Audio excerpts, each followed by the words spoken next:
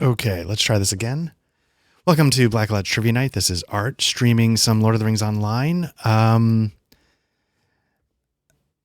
wasn't naturally intending to do a little bit more, but I figured, why not? There was a user in the chat. If I can find where the user's name is, I don't know. Let me see. Just going through here a little bit. User Altario, they mentioned a few tips for keyboard commands, stuff like that. Layout saving, I didn't know. You could type in the chat /UI layout save, layout load. You can name layouts if you remember the last time I was doing this. I was rearranging everything when I switched between accounts. Don't have to do that anymore, thanks to Altario. And then Altario, they said that, hey, they enjoyed The Lord of the Rings as sort of some nice second screen activity while I guess they were playing Lord of the Rings. So I figured, why not? I'm trying something new and it's not working. I bought an Elgato prompter, and one of the features you can do is you can put your Twitch chat on it as like a second screen. And for some reason, it is not connecting, and I don't know why. So I'll keep it up, and hopefully it just sort of figures out its connection. I'm not sure. Like, I can't delete it either. I'm not sure why either. Let's try Black Lodge. Just entering some information. So I was just gonna give it like the official test. I've been using it a few times. Yeah, it's not connecting for some reason. Anyway, that's fine. I've used it the last couple of recordings. The first time I used it was on the Otari that just went up, I think today. And it was a little bit of a disaster because I think I figured out why, but I had it like set to full screen. I had something on my Stream Deck that would that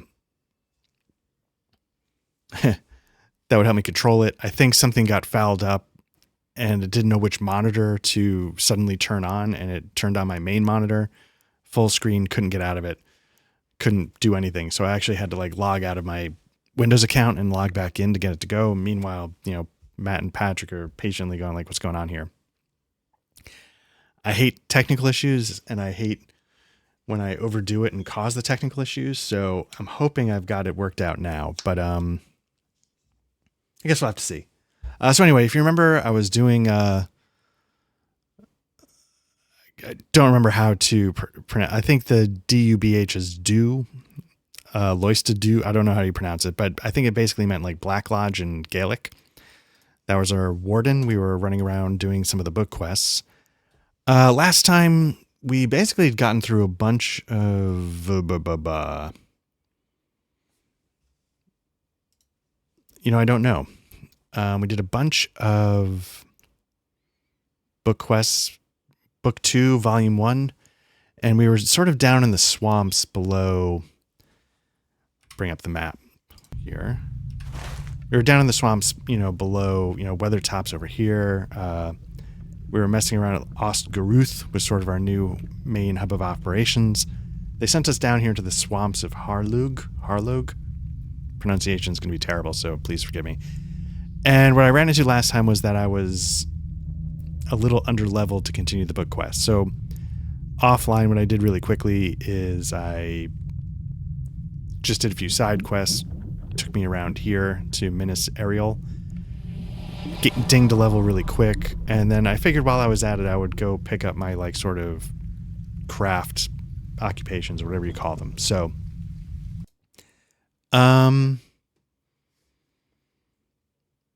yeah, so there we are. So now what I'm going to do is I'm going to sort of do this. Hey, Matt, how's it going? Going to do this. Get the quests up, as you can see. Crafting. Don't have any book quests up at the moment. But I did. Oh, and then when I dinged level 25, did a couple things. One, it let me open up the next round of book quests. And two, if you're looking down here, I can now do a 4 sequence gambit. That's right, ding, baby. It's all ding. You know, Matt's very familiar with all my stupid crap. So, Matt, you're supposed to be able to, you know, read the Twitch chat. And it's not working on my prompter. Z-Pledge, XII Pledge, 12 Pledge, how you doing? What time does this game take place in relation to the movies? Concurrently. We will, as we get through the book quests, we will encounter characters from the story doing characters from the story things. What I said early on is that what I liked about this game is that it sort of tangentially connected to everything, but it wasn't like 50 Shades of Grey fanfic. But every once in a while I'm like, oh man, this is actually kind of heavy on the characters from the books and movies. So let's take it. So let's see. I'm gonna pick 91 armor. Was this a shield? And again, for those that don't know, it's been a long time. I'm a warden. That's sort of like a self-sustaining melee class. The way it works is you build up gambits by doing combinations of certain types of attacks. The order you do the attacks in determines the overall effect. You can heal, you can do bleed damage, you can interrupt, things like that. I'm not an expert on MMOs. I don't actually care that much about MMOs. I just love being in Middle-earth, so let's see how this goes. Spear. So I could get a little bump in damage. I could get a bump in armor.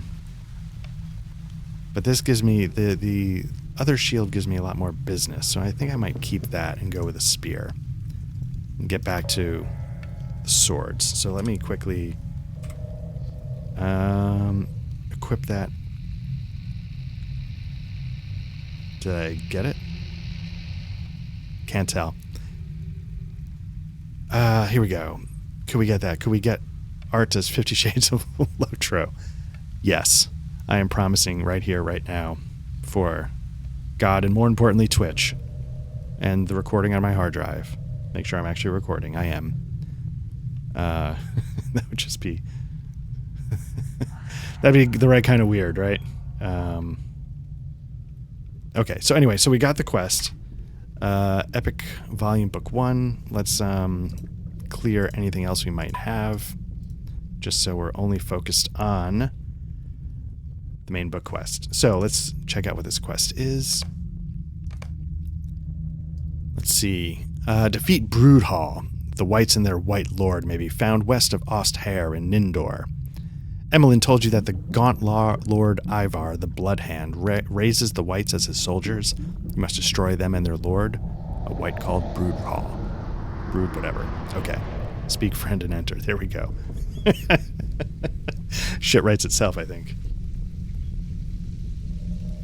As they like to say when they don't actually realize what writers do. Let's check the map, see where we're going. So we're going to the west, deeper into the Harlock Swamp.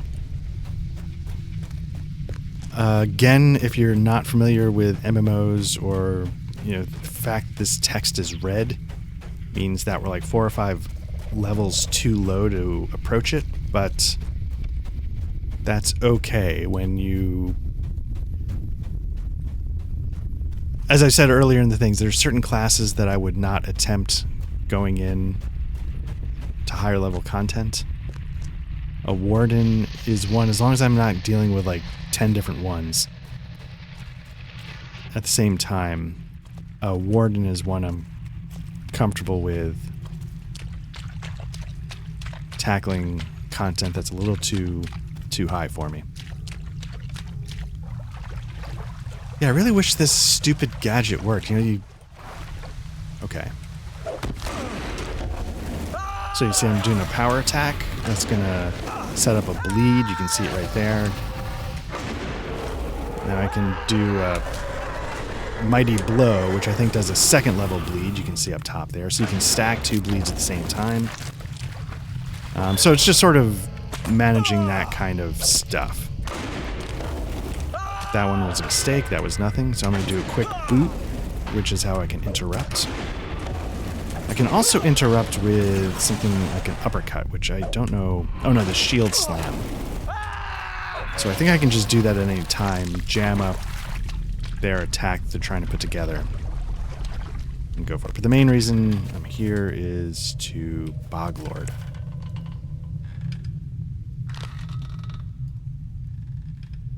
I don't think I'm at where I need to be yet, though. Oh, this looks a little more. So again, if you're not familiar with the game, when it flashes like that, that means I'm accumulating dread. You can see my health bar sort of dropping. Your health in this is not HP. Technically, it's morale. And so when you, quote-unquote, die, you're really just sort of being broken. And so I like that mechanic, because what that means is that you can have symbols of the enemy, symbols of evil, appropriately impact your health in a way that makes sense. So I don't want to do that. So how do I... Okay, so now it's control 1. There we go.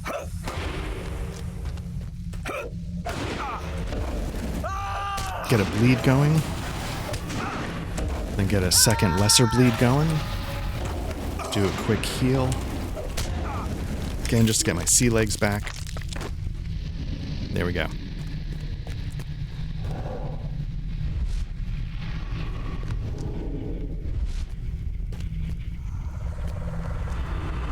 This looks ominous. What are we doing here? I don't know if there's a way for me to to pull. It doesn't let me attack either, so it's going to sort of draw me in and then force me to deal with all of them at once.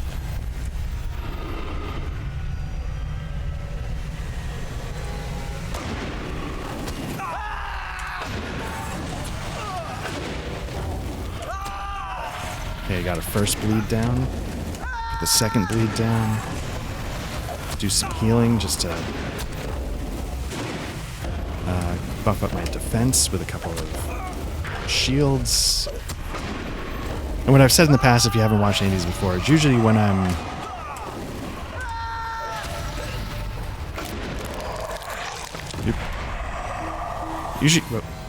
Usually when I'm when I've got more than... a lot of times you'll fight an enemy, they'll start with more hit points, and as soon as I... Oh, interesting. As soon as I cross that threshold where I finally have more HP than them, I feel like it'd be very crazy if I lost, so... And so, you know, you asked, you like, Z-Pledge, you know, or 12 Pledge or whatever it is, about when this game takes place. If you don't know anything about this game, in earlier sessions I've said this is probably the most fully realized Middle-earth out there, obviously outside of the books. I'm not an MMO guy. I don't care about MMOs overall. But this is such, for my taste, such a engaging Middle-earth that I'm happy to jump in. The game's free, if you didn't know that. You know, there's things you can buy, but just downloading and getting started is free. And as I mentioned in earlier ones, when the game first came out, they offered like lifetime subscriptions. I'm a big fan of that. If, you know, Matt knows I just plunked down for the lifetime subscription of Alchemy, which I'm not 100% sure about at this point. But I will say that Middle-earth, Lord of the Rings Online, may have been the best gaming bang for the buck I've ever gotten, because I paid $300 for a lifetime subscription in 2007 or 8. And so 17 years later, I'm getting the full game and all the bonuses essentially for free. Okay, Quest Book 2, Chapter 14. Radagast the Brown is in the tower at the end of the main avenue in Osgaruth. Emmeline told you his sad tale, then instructed you to return to Radagast the Brown. Okay, so let's go talk to Radagast. We've been talking to him already, so it's not like a brand new thing.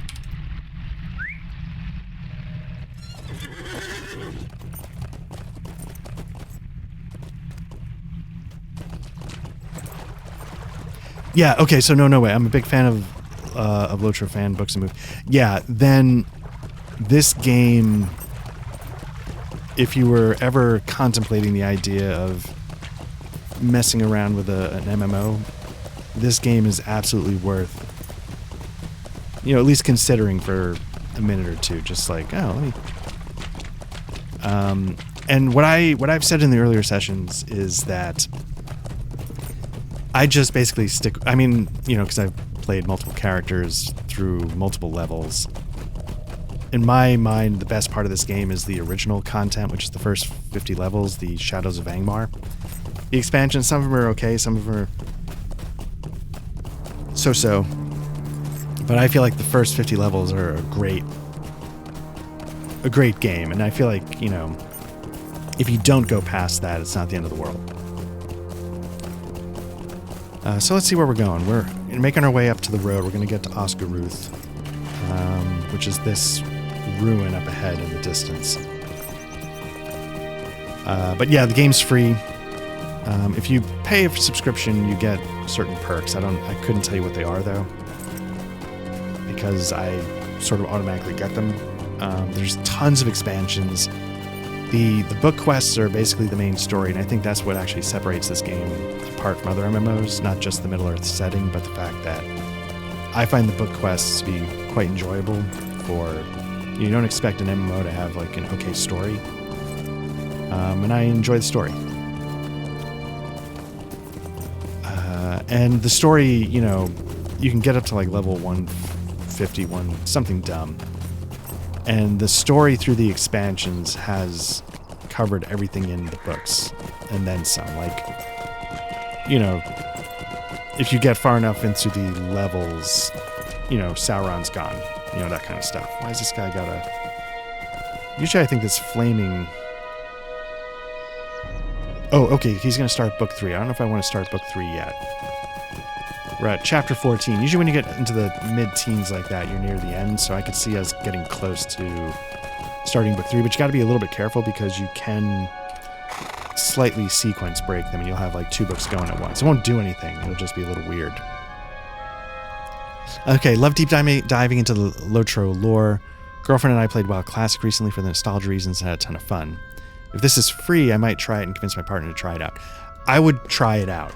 I think WoW might be the more fun game, if you know what I mean. But nothing compares for me to the world and the world building here, and that's good enough for me. Yes, it is a terrible fate for anyone, and this Ivar is a fearsome foe. I pray those youths are found safe and sound. But you do not know. 2 bold Eaglin youths set out to save Oscaruth. They are ignorant of their dangers they face and must be turned from their quest. Pride and honor compel them, but only death awaits. Finish now. Okay, so we're going to do chapter 15. Now you see we have 2 choices here, solo or fellowship. They basically, in the past when the game first came out, there was no choice. You would have to get people to do it as a fellowship, but they've since made this game way more solo friendly. Greetings, friend of the wild. And literally everything has been made so that you can solo it. 2 young and headstrong youths of the Eglain, Elsa and Ariak, entered Agamar with a small company. They sought to find the power behind the threat to their people, but if the gaunt Lord Ivar has come to Agamar, I fear they face a power they cannot overcome. They need your help. Oh, I remember this. Okay. The Red Swamp is divided into 2 regions. The southern marshes, Haragmar, Elsa and Ariak entered Agamar, the northern marshes, through the Red Pass. It is a passage known only to the Eglain and myself. I will accompany you, for the shadow that has come to Agamar is too powerful for you to deal with alone. There is no telling what evil awaits us in the swamp. Return to me when you are prepared to leave. Okay. So what this is going to do is going to create an instance. The gaunt Lord Ivar spreads corruption through Agamor, the Red Swamp, raising a host of evil to do the bidding of Angmar. All right.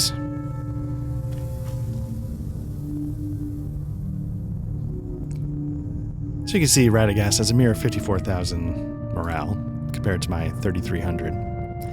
We must go west to the Eglain encampment. Elsa and Ariak will be waiting, and I can better attend to the corruption from there. The power which continues to corrupt this swamp is terrible, but we may not have to face it alone. The beast tells me that there are shades of Emmeline's kind which dwell here and may be convinced to aid the Egglane.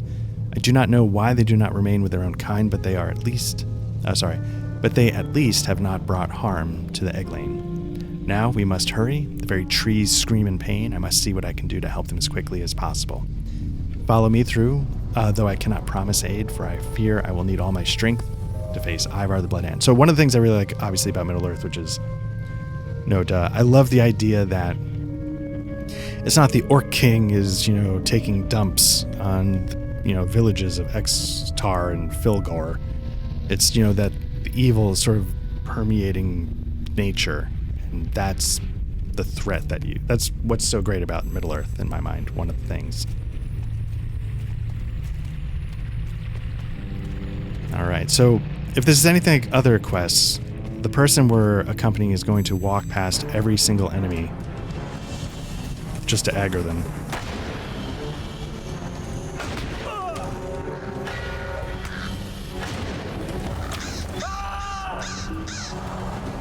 Alright.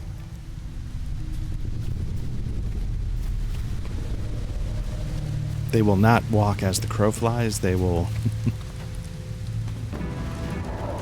Here we go.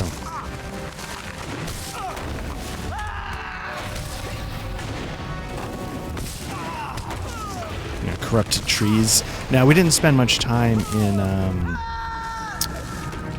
the forest with Tom Bombadil.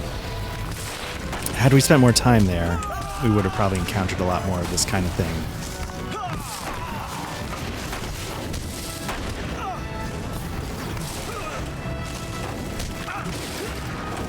I mean, I don't know if you can see, I'm barely taking any damage. This is an elite enemy, but it's red, which means I'm under-leveled, but you can tell, it's just not really... You're not playing this game for the tactical challenge of it.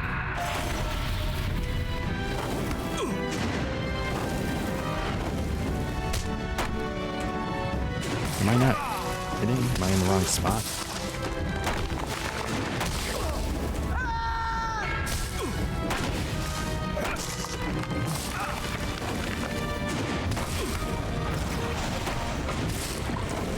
Oh, you know what it is? It's because I'm so under-leveled that I'm going to do a lot less damage.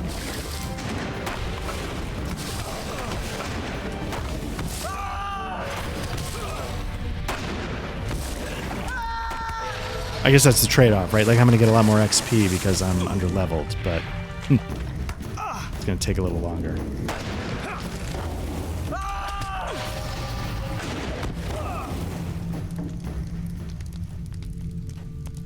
So, my friend, what troubles you? He's talking to the fox, obviously. I will do my best to help you. Come with me. Usually, this kind of quest is the end of a book. Like some kind of instance, some kind of...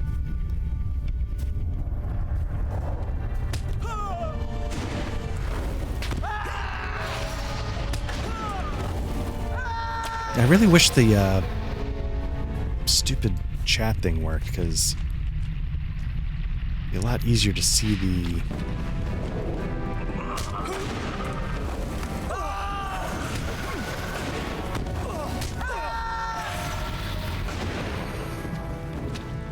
And I mentioned this game is free. The in-game currency is called Lotro points or something like that. Technically speaking, by doing things in-game, you can earn some, so it's not like you have to, if you're willing to grind gameplay doing certain things, you can earn points. And, you can use those to buy quality of life things, stuff like that. I don't think you can buy expansions. Oh, just getting knocked around here.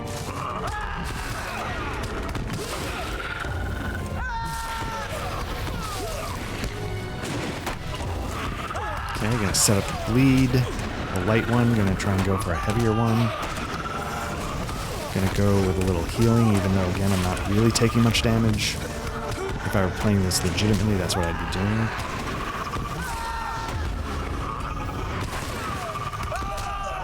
And if you haven't seen earlier ones, I've said, like, for me, the Warden is my most enjoyable class because it's sort of the most sort of engagement minute to minute for me. Sort of choosing, okay, like, what do I need right at this minute, and building that gambit. And then, okay, now that I've done that, what do I want to stack, or do I want to, you know, do I want to do tier 1 heal, tier 2 heal, tier 3 heal? Do I want to...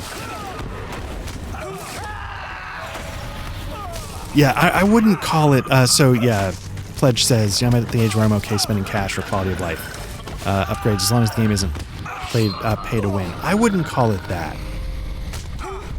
I don't think you have to do that, from my understanding. You know, I buy, because I can't support them in a way, because I have a lifetime membership, I buy the expansions, even though I've only played the first 1 or 2. But I don't think you... So I think you'd have to pay for, like, quest packs if you wanted to do all the stuff. But I don't think you'd have to... And then you could buy things like more storage slots, you know, for your inventory, like this stuff. Like, I've sort of maxed out bag 1. One of the things I get as a lifetime member is, if you have a subscription, you get a sort of an allotment of Lotro points to spend. As a lifetime member, I automatically get an allotment every month, and I have nothing to spend it on, really. So I buy different stuff like that. So now one of my things will do area of effect damage, and I'm not sure... Okay, that's what it is. So if I start with a Fist, Warcry, Brink of Victory... It's still Brink of Victory. I don't have anything for a 4 stack.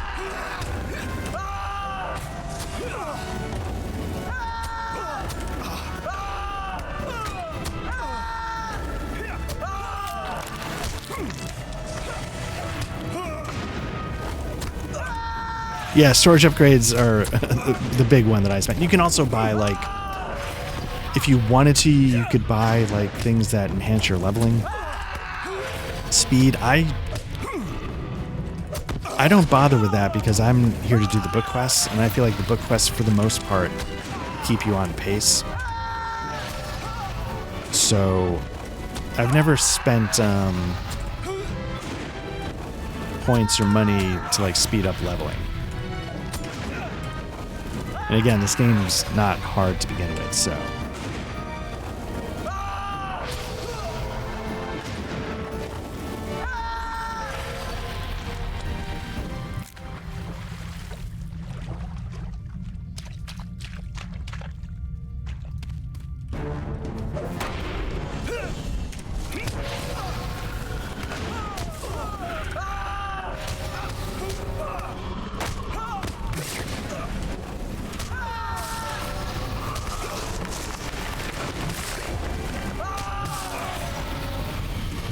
Can I hear your movie rankings for the trilogy, I'm asked. Okay.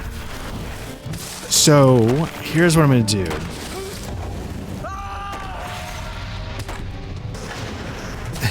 I don't know if this is going to be controversial or not. I prefer... So I'm going to count them as the trilogy, but I'm going to count them as 6 films. The theatrical cut and the director's cut. So I think my favorite of them all is the director's cut of The Fellowship of the Ring. Then my second favorite is the director's cut of Two Towers. Third favorite is the director's cut of Return of the King. And then I think I would then go 4, 5, 6 the same way. Fellowship of the Ring, the movie, especially the director's cut, feels like it's the one in the trilogy where they didn't have to fit too much into a movie, if that makes any sense. Like, even the director's cut, especially of, like, Return of the King, there's so much that needs to be in that film that the theatrical cut just feels like it's just blowing through things. Almost like, yeah, no, like, this isn't the real version. You know, we're just doing this because we have to. It's the director's cut in this case. The Two Towers was a little bit less like that, but I still felt like it really needed the director's cut to be able to fit everything. So the Lord of the Rings, I feel like, is the one that's sort of the most naturally paced. And while it doesn't have the spectacle of like Helm's Deep or the plains of I don't know anything about Lord of the Rings. Whatever the final battle is, you know the one, like horses charging across Pelennor or something like that. It's a goddamn spectacle, but it also introduced certain things like a little too much Legolas CGI, like when he takes down like the elephant solo. You're getting a lot of weird, like a lot of floppy Gumby movement because the CGI is not there to animate like a person realistically. There's too much. And I thought the Two Towers, for me, the extended Two Towers has some really weird scenes. Yeah, I could see that. Yeah, the Two Towers also. Man, I feel badly saying this. I definitely felt this way in the book, and I think it carried over to my interpretation of the film. The Frodo Sam part just can't hold a candle to what's going on. It's just, but also, although I will say, the Two Towers introduces the Gimli voice, also doing the voice of the tree, and it's very obvious, and it's a little weird. So let me ask you, Pledge, what's your ranking? What would you do? I think the second one for me had the Two Towers. I feel like, as much as there's like weird things in the Two Towers, the Helm's Deep is such a spectacle. I don't want to take anything away from the final battle in Return of the King, but at that, this is going to be a hard thing to say. At that point, I knew they could do it, and so I wasn't blown away when they did. With the Two Towers, you get to Helm's Deep, and everybody's lining up. And I'm sitting there in the theater. I remember this very clearly. And I'm sitting there in the theater, and everybody's lining up, and I'm like, I know what I read, but there's no way they're going to actually do this, right? Like, because, special effects and, like, I feel like it really broke ground. And then they did. And it was fantastic. And then, of course, the hero moment when Gandalf, Dawn of the Third Day or whatever, comes storming down the hill. Like, the Return of the King is just scale, really. Although there is something to when the line of charging horses slams into... Oh, my goodness. Oof. A lot of good stuff. But also, the Lord of the Rings... the Fellowship of the Ring is the most personal, if that makes sense. It's the most character-driven story. The moments like after Gandalf falls in Fellowship, and like, the books are not really emotional, right? In my mind, it's more concerned with details of the world and world building than the characters. And Fellowship brings real like pathos and heart to the events. Like Gandalf falling would be devastating, and I didn't feel that way from the book. I definitely felt that way from the movie. So let's see. He says, I wasn't taking into account Extended. I love it. We are aligned with Fellowship. Extended is just the perfect movie. I love it. So yes, yeah, it's just, I got a funny story. So, funny story. What am I doing? How do I do that? How do I get rid of this? Character. Nope. I'm just doing all sorts of stuff now. I don't know how to get rid of this, so I'm just going to do it in a second. So, Oh, okay, interesting. Funny story. When I took my wife to see The Fellowship of the Ring, was it The Fellowship of the Ring? I think it was The Fellowship of the Ring. We get to the end of the movie, and I was like, wow, right? Wow. And she looks at me, and she's like, they didn't throw the ring into the volcano? And I'm like, no, like, it's book one of a trilogy. I know she hadn't read the books, but I thought she knew there were 3 of them. And she was like, you gotta be kidding me. She was so annoyed that they didn't finish the story in the first movie. So what I just realized is that I set a keyboard shortcut for marking videos when there's something I talk about that I want to remember. And whatever I set, it's the exact same keyboard shortcut, I think, for changing the interface in game. So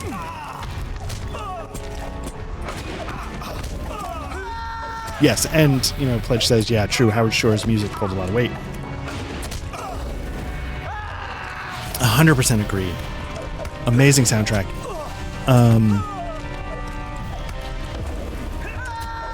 Yeah, so much good stuff. And I appreciated that. So this is, I hate cheesy stuff. I hate, I don't like cheesy movies. I don't like, but there's sort of like a tipping point where just a hint of cheese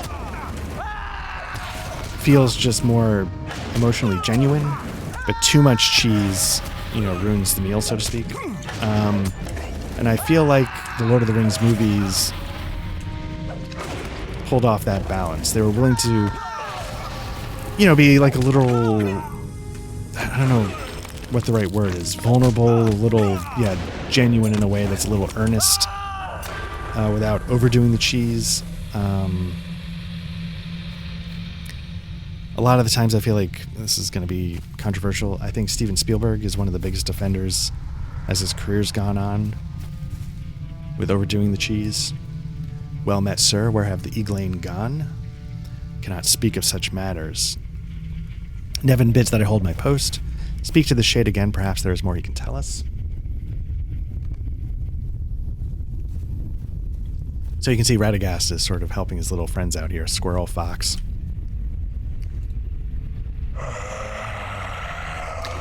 Nevin orders me to hold my post, and I must obey. He is our commander. I am under his charge, as are my men. Honor binds us, even greater than the curse of Irowain Benedar. Now, if these were the Oathbreakers, well, I guess they're not, though.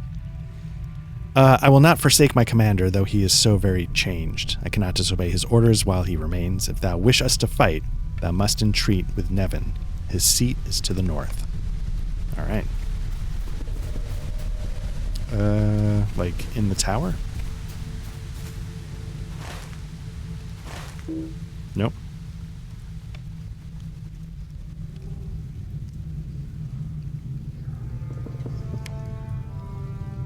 North in the ruins. Okay, let's I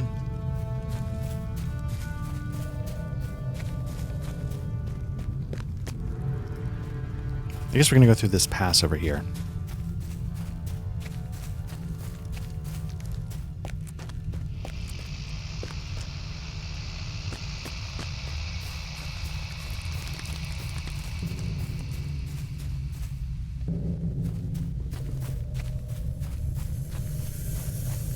Now, it seems like we've lost Radagast for the moment.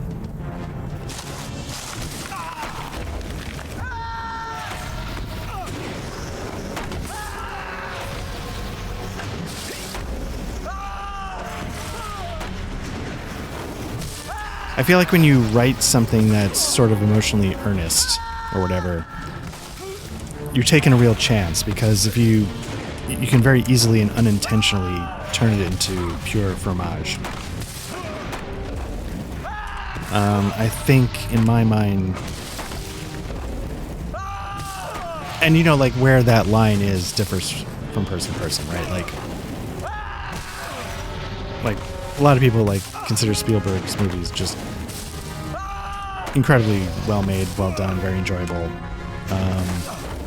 So who cares what where my barometer is for that stuff?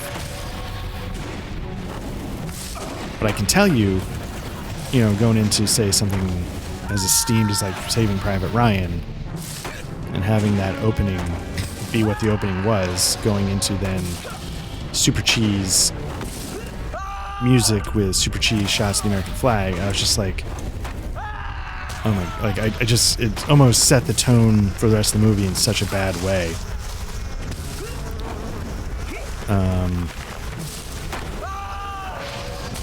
That I didn't love the rest of it. And then it ends on such a total dumpster cheese that makes no narrative sense. And I was like, okay, let's see. I watched the movie for the first time with a cousin I grew up with, age 5 to 12. We went to see a drive-in movie theater after years of not seeing each other. Anyways, at the end of it, he was asleep and I was almost in tears. That's when I realized we were different people. Yeah. I have strong memories of seeing the first movie in the theaters because it was sort of an interesting time in my life. I think the first movie came out in 2001. And the whole reason why I know this, I think it was 2001, is because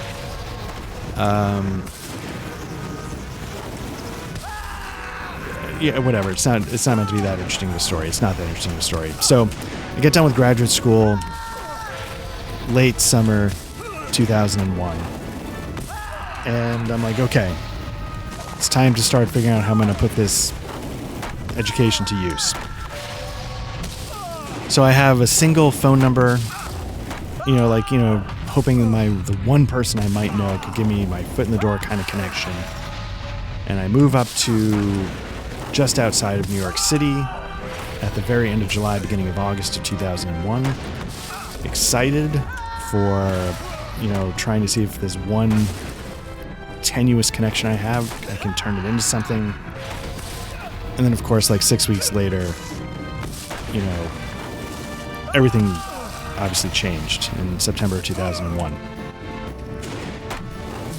The thing I came to New York to do instantly dried up. And I was trying to figure out how to get some kind of work. So I started taking temp jobs and doing whatever I could just to, try and figure out how to, handle this drastic change of circumstances. And obviously, my circumstances were nothing compared to what, it's nothing. I don't think of it. It wasn't actually anything, and I don't claim that it was. So anyway, so what I would do is, it was, for what little it's worth, it was a giant bummer. For a while I couldn't find work. I was like, how am I going to pay my bills? And it was a bummer of a time. And so, as somebody who went to film school, I enjoyed movies, and so I would sort of scratch together a little bit of money. And when I was feeling the most in the dumps, I'd go see a matinee. And so I went and saw The Fellowship of the Rings as one of those I'm down in the dumps matinees. And honestly, the trailers had looked good, but I didn't know what to think of it, really. I was like, okay, I'm sure it'll be solid. And I walked out of it going, that's going to be the best picture I see all year. And that was not the expectations I had going in. I was so stunned. And I think part of it was that because the movie took time to give these characters emotional depth, allowed them to, react with feelings, so to speak. Just giving them that 30 seconds to mourn when Gandalf goes down and Aragorn's like, hey, we got to keep going. And somebody's like, bro, you got to give him, let him take a breath. Like, Jesus. Just the little beats like that. That really,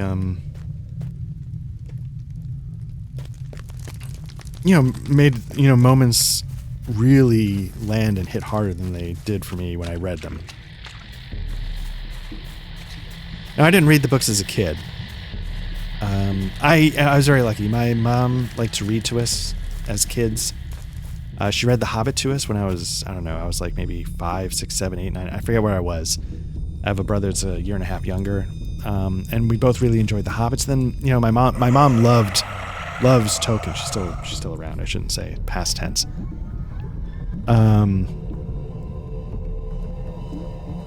So I think for her it was a treat to read them to us. I enjoyed The Hobbit, and then when I got to the trilogy, I think it was just too much. Our oaths hold true. To arms, my brethren, we fight. Ivar and the Red Maid for Arwen Benedar. Quick now, we must follow her. So we have sort of broken them from their oath, and now they are able to do the right thing.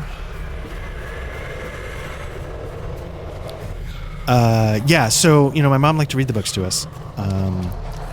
My brother stuck with it, her reading them. I got through the Two Towers, but I think for my brother and for my mom, like just the world itself just absolutely captured them.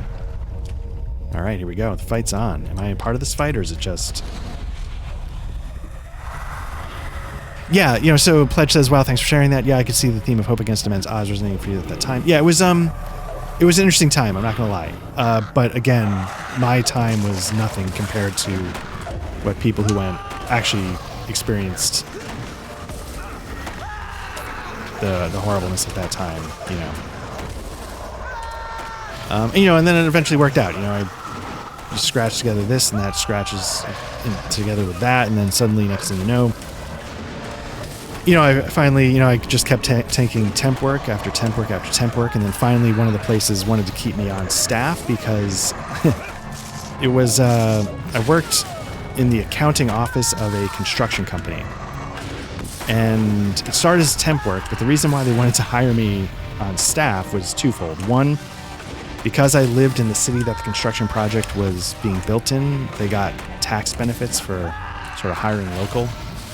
And two, they thought my economics degree meant I was qualified to do accounting. I was not. I was so bad at that job. It was goddamn terrible. I'm not going to lie. Just absolutely a train wreck. And I did the job poorly. And so if you know me or don't, I went to film school.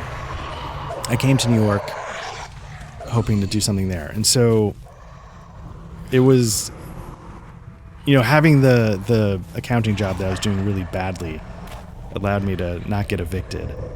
But I was just ready to, I can't do this. At some point I was like, I can't do this. I don't consider myself somebody who gets emotionally weighted down, but I was like, I gotta get out of this situation or else I'm gonna go crazy.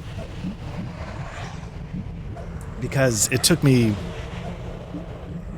about 3 years of literally answering hundreds of job openings. 3 years to get my first job offer. And the job offer came about, I was getting to the point where I'm going to give it another month, and if something doesn't change, I might have to move to Los Angeles, which meant personal relationships could be completely destroyed, but I just couldn't take it anymore. And then I got this job opportunity. The first one in literally 3 years of trying. I had interviews, and I came close on a couple, but what I wanted to do wasn't quite what they were wanting, and they were like, you know what, I'm sure you could do this, but it's clearly not the thing you're 100% after. So I was like, yeah, no, I appreciate that. They didn't want to just give it to me when I wasn't the right fit, even though I wanted it very badly, and they could see that. They knew I would have worked my ass off, but so it took 3 years, finally got the one job opportunity, and then I was like, I can tell you when that's sort of how long, because again, the plan to get my foot in the door fell apart, and so then it took literally years of sort of trying to rebuild that foot in the door. And then I got that job, and I can tell you, if that's the process, you absolutely appreciate the opportunity, and I worked my ass off. Not in like a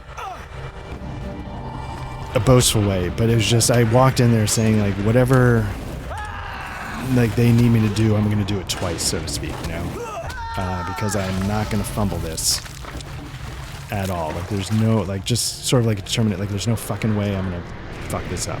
Sort of like that. So,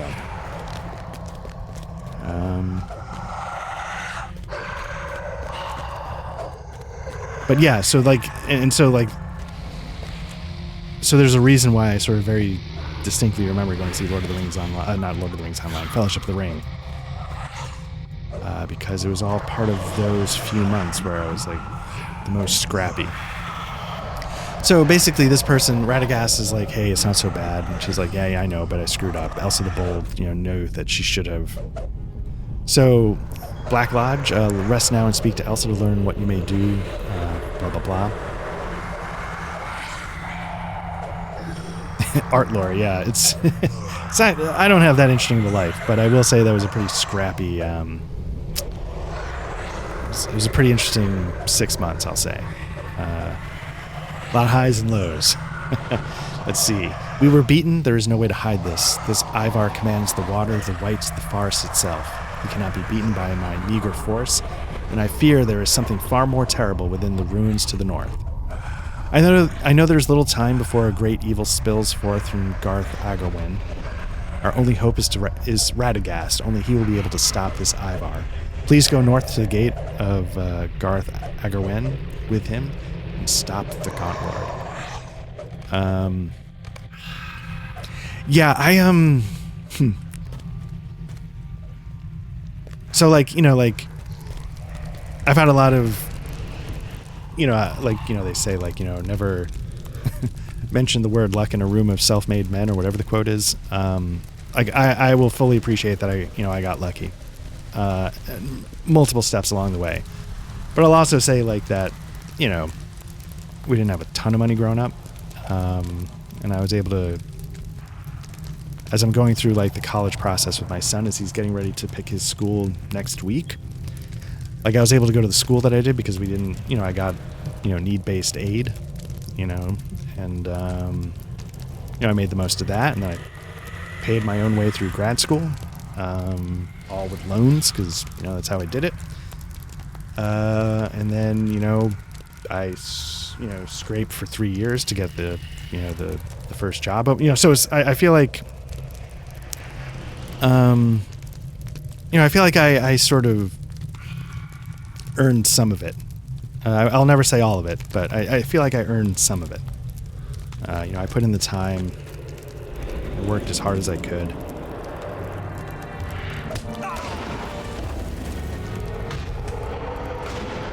And so far, so good.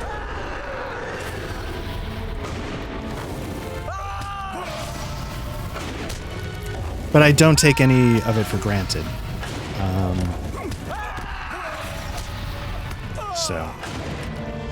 And the important thing is film school, all the my career in post-production, it all leads to this. This is what it all builds to. Streaming Lord of the Rings Online for Black Lodge Trivia Night. And getting all the actual plays, making sure, working with Matt and Patrick to make sure we've got all of our I's dotted and T's crossed. So, there we go. You're welcome, America.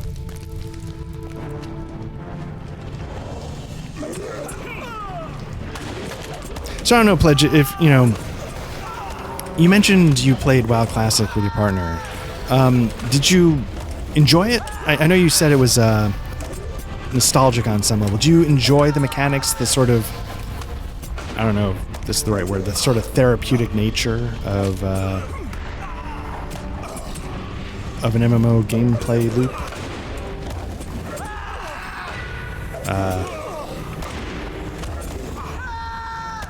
No, not really. Okay.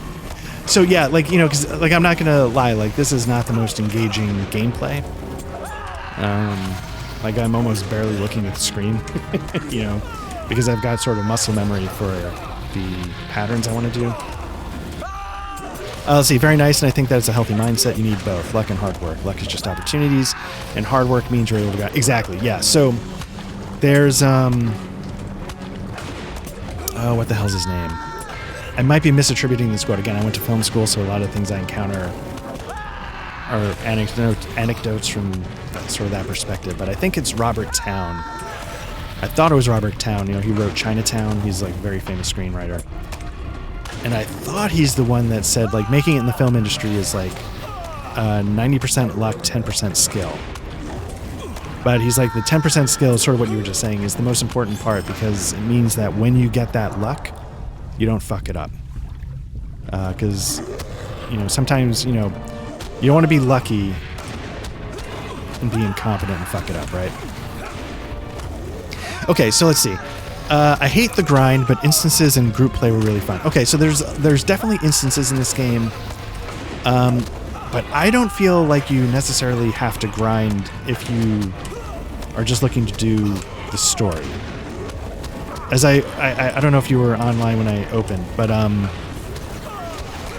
every once in a while, like, because I'm trying to do everything when I'm under-leveled, every once in a while, like, I don't quite meet a requirement, and then I gotta go bang out maybe 3 or 4 quests to get that level, and then I'm back in it. But I can tell you these are what the quests are. Like, go here and just murder everybody. I think I got the end up there. I don't know. But you're doing it in order to sort of read the little passages in between.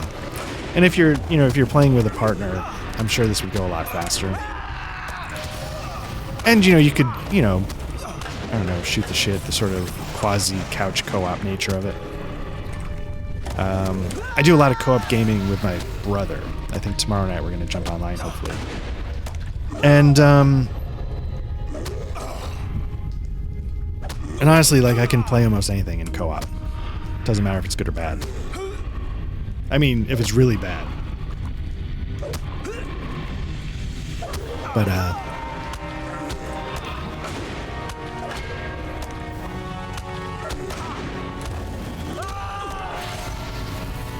there was one MMO, well, I mean, the early MMOs are really bad about grind, like EverQuest. Good friend of mine, got into a game called Vanguard. Here we go.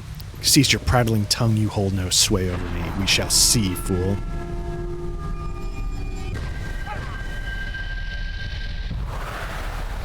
I trust in the secret fire. He then says something in Elvish, I guess. The power of Abyss is mine to command. Nature is my ally. So they're sort of having a rap battle.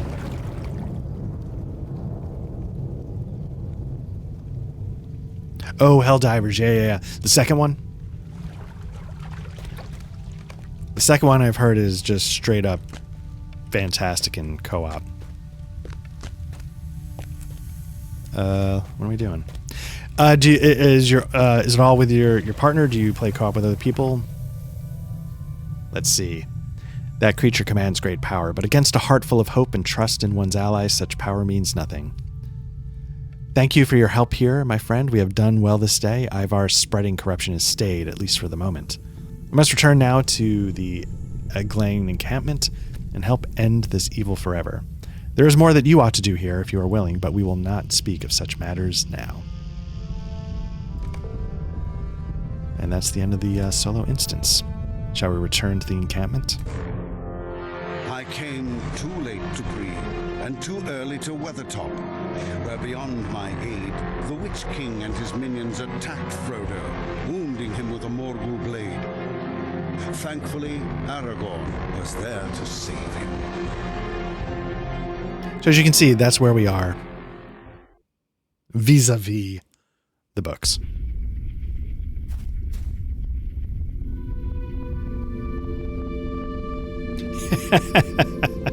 Just got a Venmo from one of the guys in Advanced After Combat. It says so-and-so paid you $50, and the little note is the memo is not for anything weird. I appreciate that. Yeah, Helldivers 2, Pledge says, we play with board gaming friends that have come out of the woodwork for this game. Nice, very nice. All right, so we are... Where are we, actually? So here, we're still in Agamar, in the Red Pass. Looks like a little, forward outpost has now been established, now that we've freed up Elsa. How can I be of service? Okay, let's see. Thank you again for your aid, Black Lodge. You should speak now with Radagast the Brown. He's waiting for you within the tower here in the camp. Is it so Pledge, is it a 4-player group that you have going on?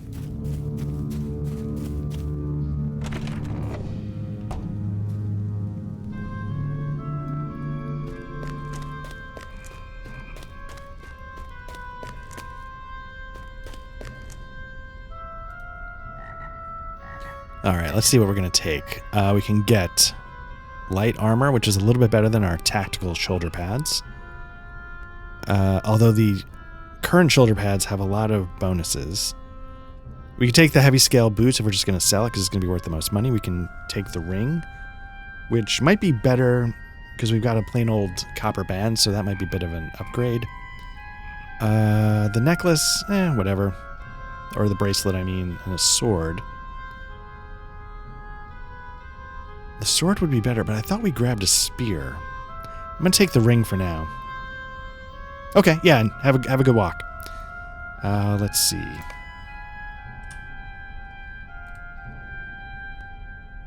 Okay, so we're going to remove that copper band. If I can find the ring.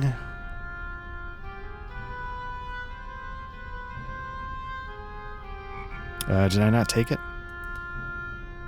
Usually the new stuff blinks, so I'm just trying to see where that is. Oh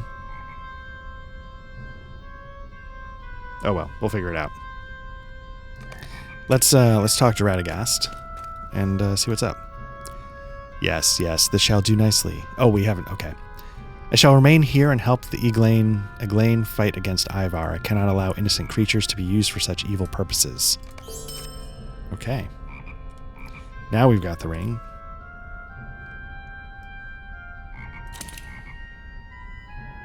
Did I just screw this up? Nope. Okay.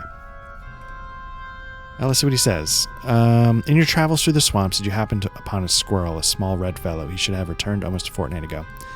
So here's the deal. Radagast has more quests that we could take that would keep us here in the swamp. But I'm not interested. I'm only interested in the book quests. I think what we've done is we've completed book 2. So now we need to go do book 3, and we can get book 3 back in Oscaruth. So we're going to head back there.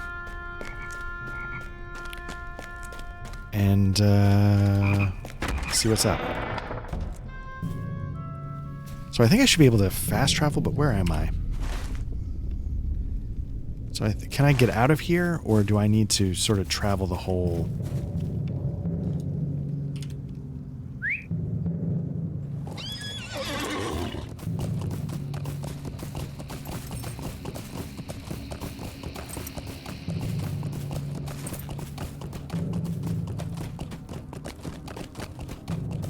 Oh, it wasn't so bad. Okay. Yeah, I really wish I could get this stupid thing to work. It worked the first time I tried it when I was just doing a test. Then I haven't been able to get the chat in the prompter to work again. I know it's only beta. And then it kicked in again in the middle of a Black Lodge Trivia Night recording, and it screwed everything up. So... Oh well, I'll get it figured out. I like the prompter otherwise. The main reason I wanted to use it is because...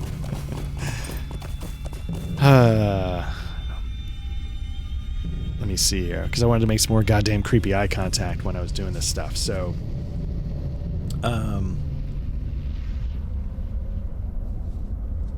So what I do is I put, when we're recording, we use StreamYard or something, and I can obviously see Matt and Patrick.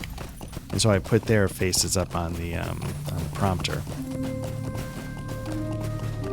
So that when I'm talking to them, it looks more like I'm looking at them.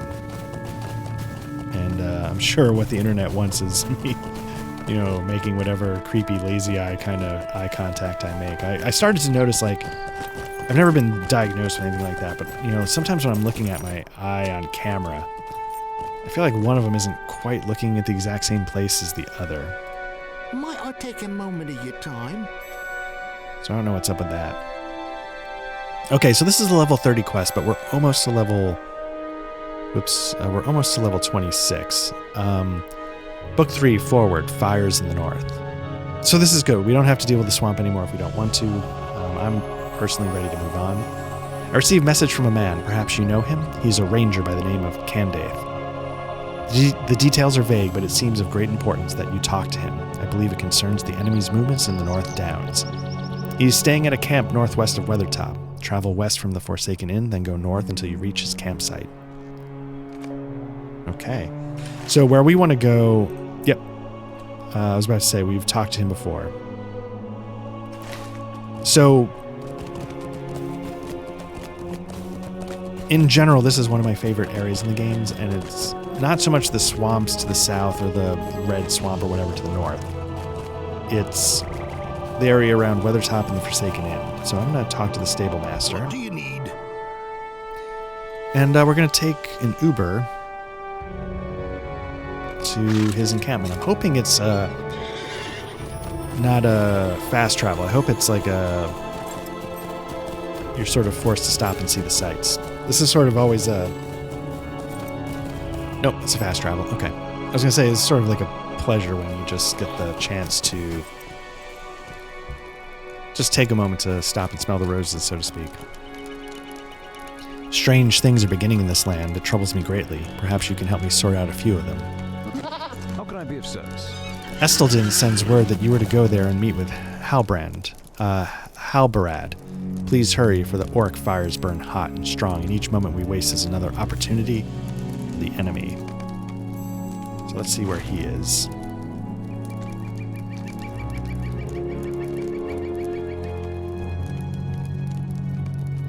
He might not be on this map. Let's go a little wider. Are we going to the North Downs yet? We are. Nice. So what's good about this is that the North Downs are one of my other favorite areas in this game. And it's got sort of a similar vibe to this part of the Lone Lands. So let's see where he's able to send me. How can I be of service? Oh, he can send me straight to... Okay. I almost feel like this is cheating. Like I should have... You know what? Can I stop? Nope.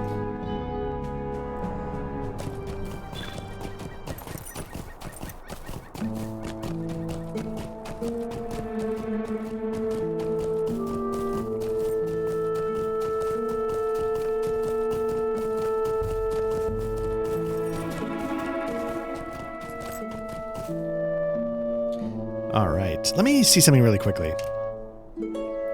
Because the button on my Stream Deck brings up the stuff, let me just see what the key mapping is.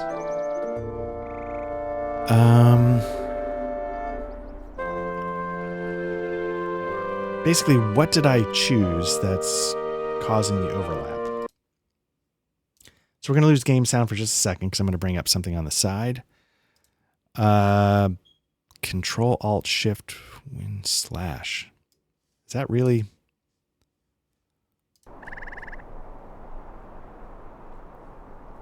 So I was trying to pick a key combination that was just totally bonkers, but let me just see what it is to change the UI in this game.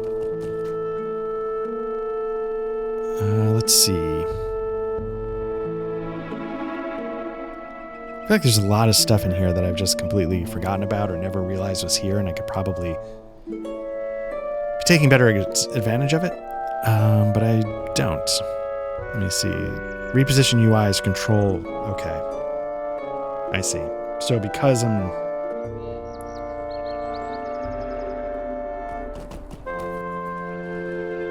So even though I'm hitting a ton of other buttons, because part of the keyboard command I'm hitting is... So let me just see what happens if I change a couple of things. Let's change this to Alt-Shift-Windows minus. And let's change it here in OBS to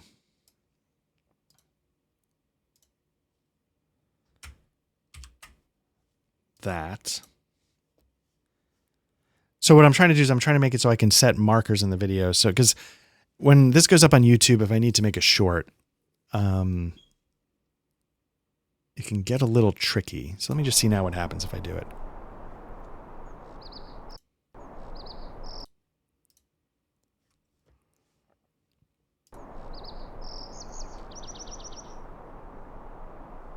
Okay, I think it's all set. It just helps me, you know, not have to, you know, kill myself trying to figure out, you know, where was this again? Or just trying to find something, you know, it doesn't even have to be something dumb or fun or stupid. It just has to be something that, you know, might be interesting to sort of clip out a little bit. Anyway. So I think I've got that straightened out, hopefully. Now it's time to continue the book quest and start book 3. So right now I'm looking to talk to Halbarad. I don't know if he's here in the courtyard or if he's in... I think he's in... There's a room, sort of like in the ruins, there's a room, like a chamber.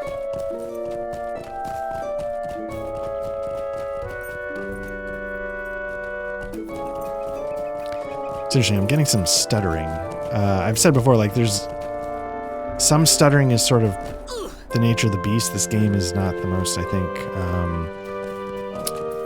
efficient.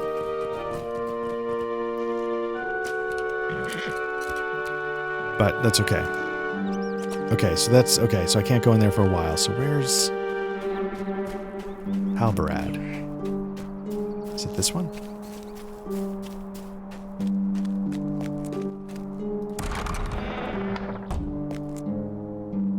There we go. All right. The Rangers of the North are in need of hardy folk who seek to aid in the defense of the southern lands. So a couple things. I'm going to grab the book quest. What can I do for you? This might actually put me over. There we go. Stay a moment. Ding, baby. All right. Let's see. Okay, we're going to take this. I might also grab his other quest just in Can I case speak with you a moment? it's something that's easy to do. Oh, no, this is a fellowship quest, so let's decline. In case we were starting to run short on levels, but we're not going to grab that one. Let's see. Stamped across the front of the book is the title of Arthedain and its settlements. The book's cover is worn as if many hands have held it. It opens easily to a dog-eared page which reads, "In those days, northeastern Arthedain was dominated by 5 great settlements known commonly as the 5 Towns. These were the Henneth Rune, south of Fornost, Dwintham, astride an ancient stream, Carnaglin in the northern hills, Ost Ardulin in the lakelands, and Dolindir, now called Estelden." Yeah. Amongst the Rangers of the North Downs, we encourage our people to visit all 5 of the towns and discover the locations of their founding stones. It's important to remember who we are. I'm going to take this one again just because, you know, getting a little bonus XP might help keep us from getting out-leveled by the book quests. So.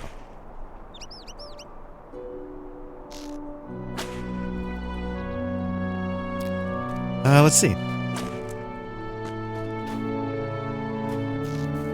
So we need to talk to Mincham for the book quest.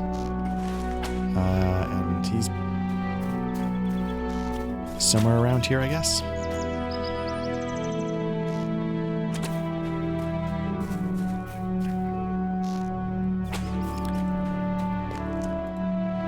Make your request with haste. Okay, so you found that old journal. This is for the ruins, the 5 towns. Istuian arches an eyebrow. It is not customary for those not of the Rangers to do so, but if you wish to know more about my kindred, you may want to undertake the journey yourself. The first of the settlements mentioned in the book was called Dolindir. Today we call it Estelden. Return to me after you found the founding stone of Dolandir, and we will speak further. Okay.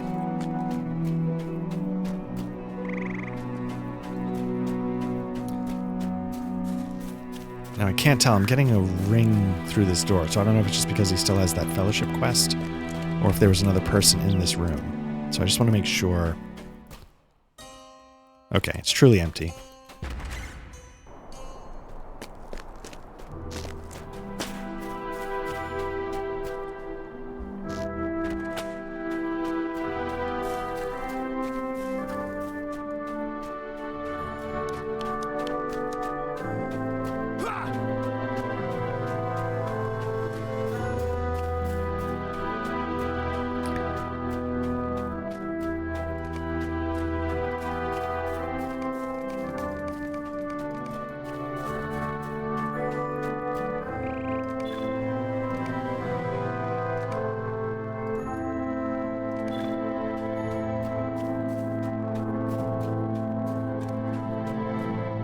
Okay, so here's one of the founding stones.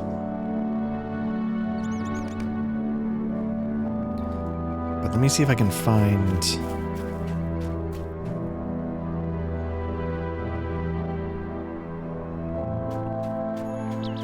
I'm going to set this as my milestone, so I can fast travel back. I thought at some point I'd be able to fast travel to a number of different places, both as a warden and as a man of Bree. I thought I would get a... Maybe they took that out since they've built in so many fast traveling things and ways to spend Lotro points on that, but...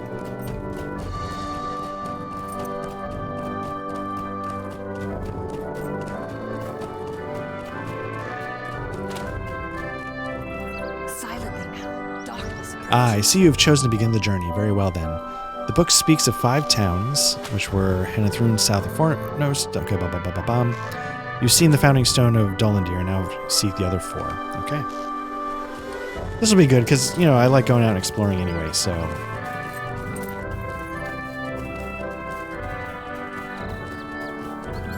But what I should do, though, is make the other one...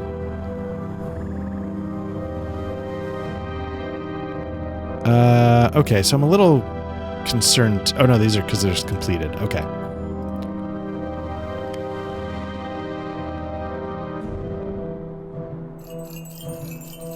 Okay, so Mincham can be found in the camp on the southern edge of the fields of Forno. So let's start heading out into the wild.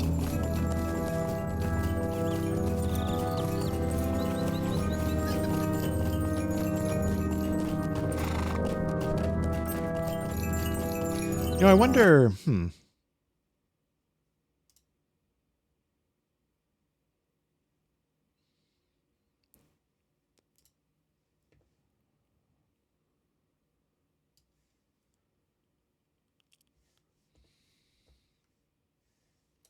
So the one thing I can do is I can, you know, break out the actual stream chat and put it on this other monitor.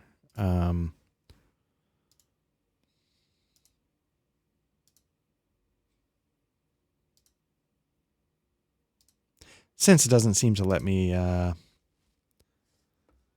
connect.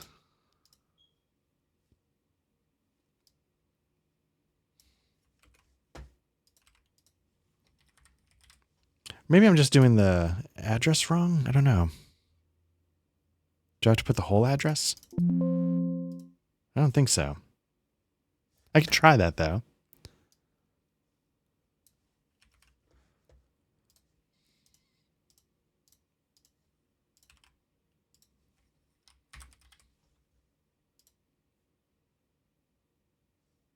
Nope. Okay.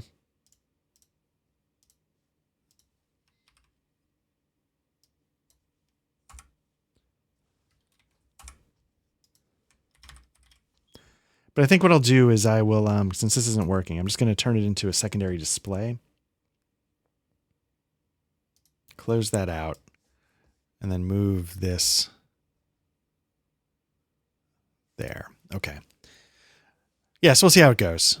I'm hoping, the reason why I'm hoping to do this is I'm hoping, like, sort of in my peripheral vision, I can see it move, and that'll catch my eye. Off to the side, Doesn't always catch my eye. Okay, so let's head to the other encampment. We're looking to go over here, obviously. We're here, so we're going to be sort of making our way, oops, into a post.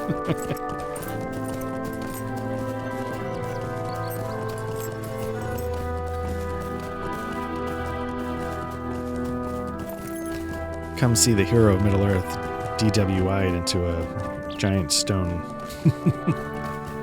obelisk on his way out of town.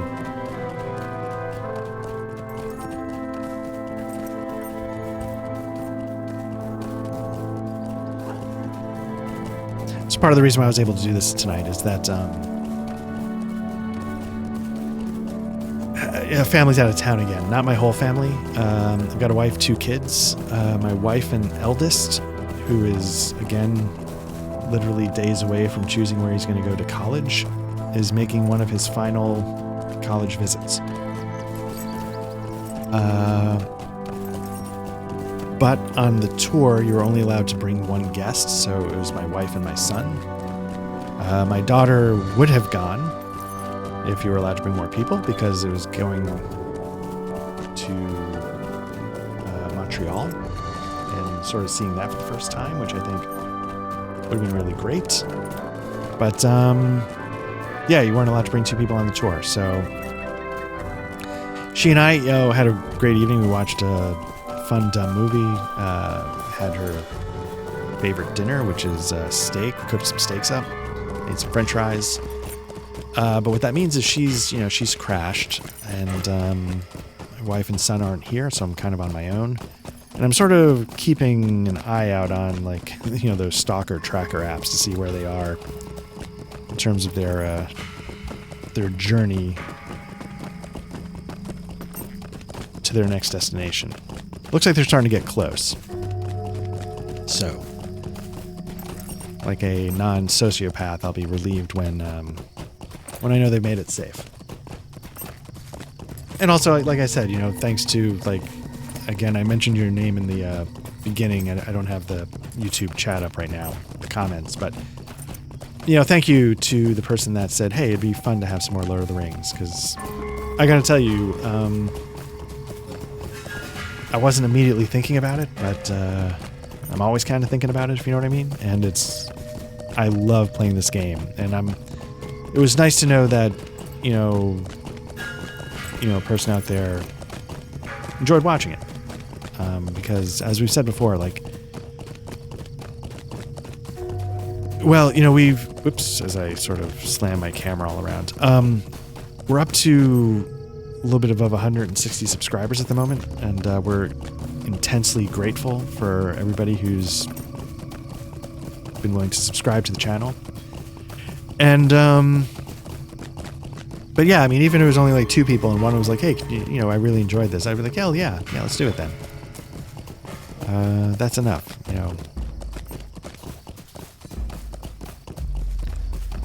But yeah, I think as part of my tour at the end of the 3rd session, I might have swung by this area because it was one of my favorite areas. I'm gonna grab this stable master here just so we have this checkpoint if we want to fast travel. What can I do for you?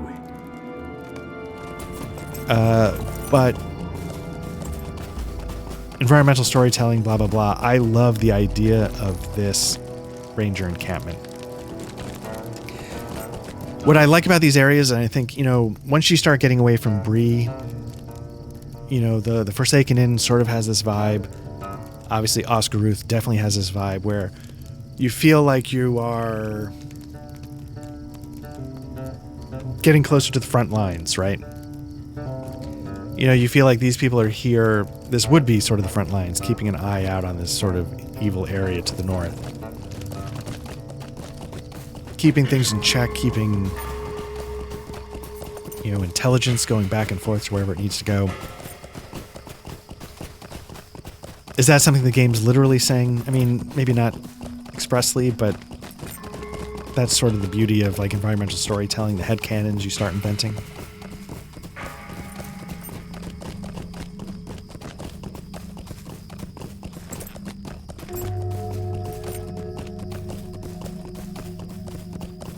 And the further you go in this game, at least in the first 50 levels, the stronger that feeling gets for me. So I don't know if that makes sense, but that's part of what I love about this game.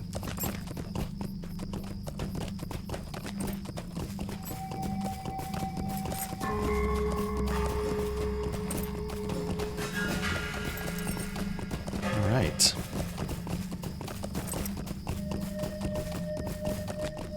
So for what it's worth, one of the things I did offline was I set up my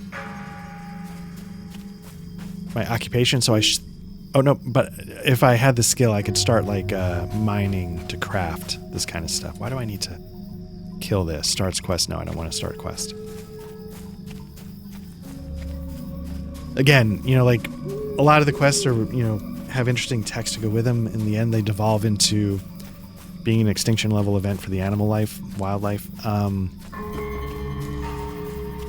so while it can be interesting to read the stories, I've already done a lot of them, so I'm just here now for the book quests.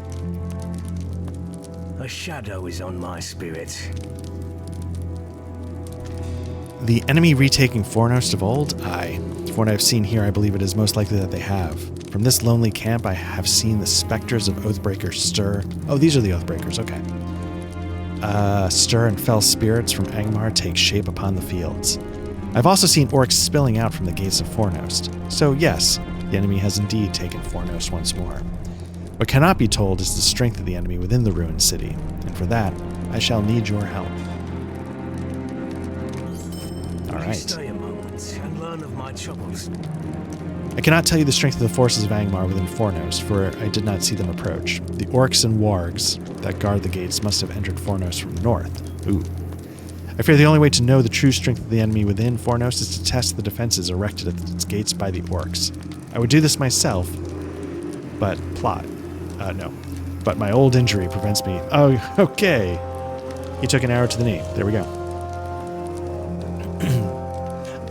If you are willing, go to the Norbury gates north of here and slay what orcs and wargs you find. After you've done so, bring me a report of what you find.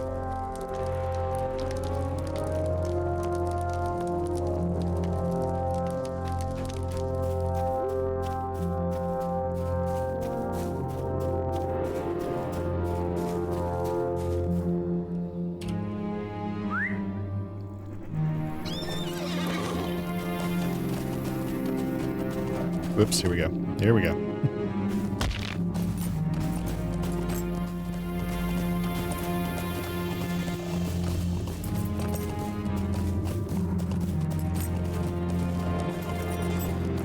I think I said this in the third session. One of the things I really appreciate this game is that when an area goes evil, again, because the evil isn't just the evil, it also, you know, it corrupts nature, it corrupts, you know, the world itself. When an area goes evil, you feel it. And I feel like this game does a good job to represent that to a degree. Whoops. Okay.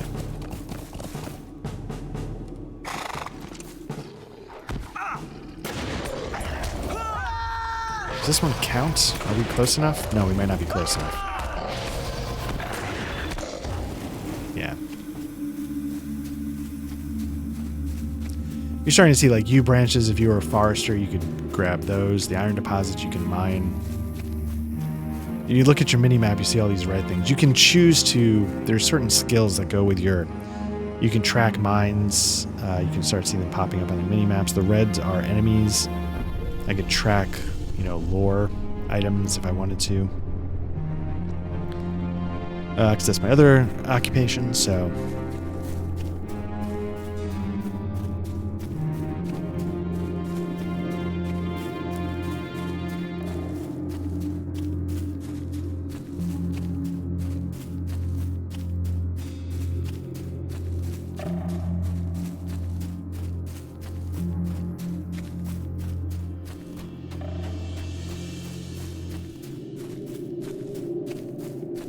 Okay, so we need 10. You know what I'm going to do?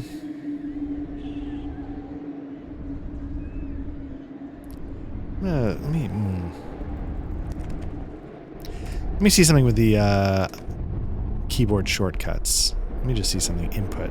Key mapping? What I want to do is, let me see if there's a way to do Control 1. Plain, nope, I don't want that.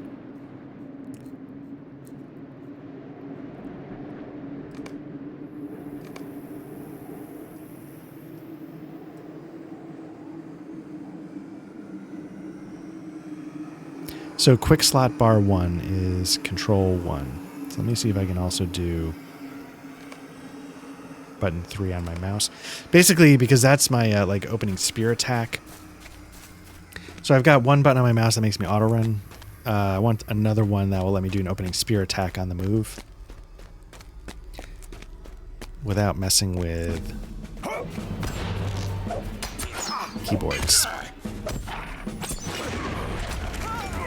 And you can see these guys are dark blue, which means like I've got a level on them, so this should be pretty easy.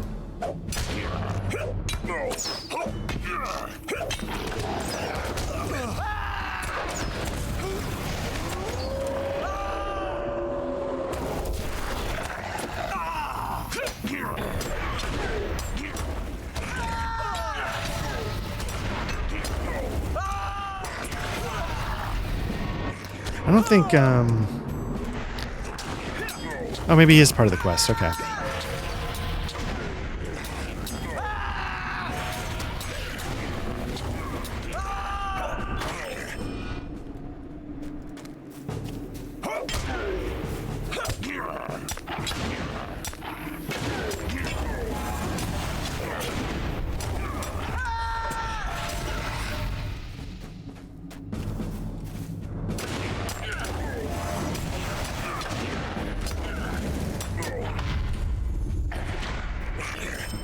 You know what I should do? Maybe I should set, well.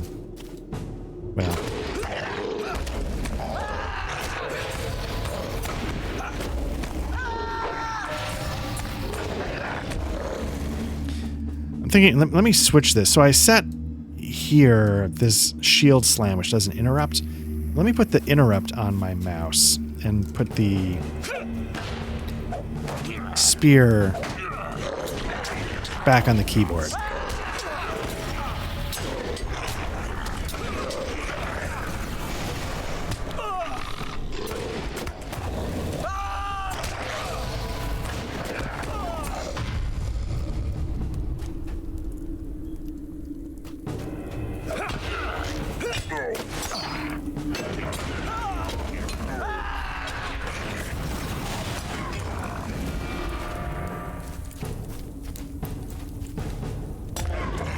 There we go. Nice. All right.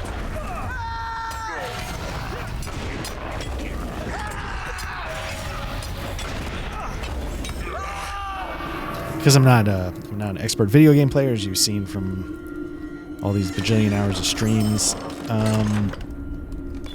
The simpler I can make it, the better. I don't want to be fumbling for, like, oh crap, because I'm not always able to do it by touch. So I'm like, oh wait, where's the one key? You know, I just want to. I gotta say, I like that shield slam. It's a lot faster than the boot for interrupting.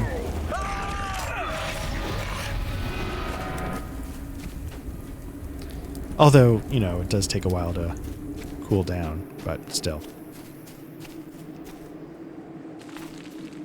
Can I not,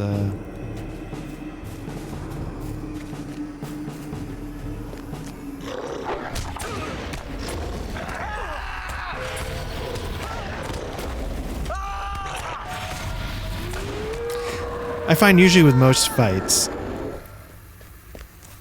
I mean, if you're doing a bunch of fights in a row, but during the actual fight, I usually only need to interrupt once. Usually if you get one interrupt in, you stop them.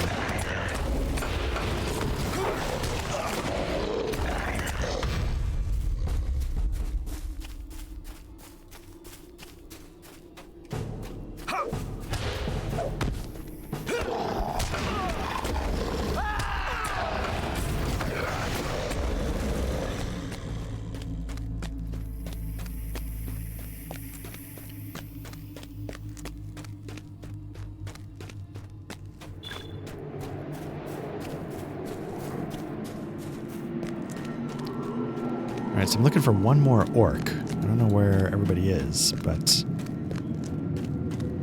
I might not be in range anymore. Let me go back outside to the front gate.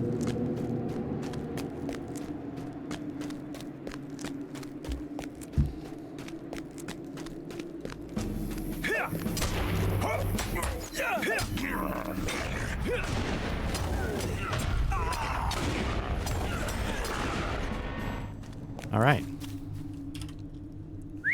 Can now return back to Mincham.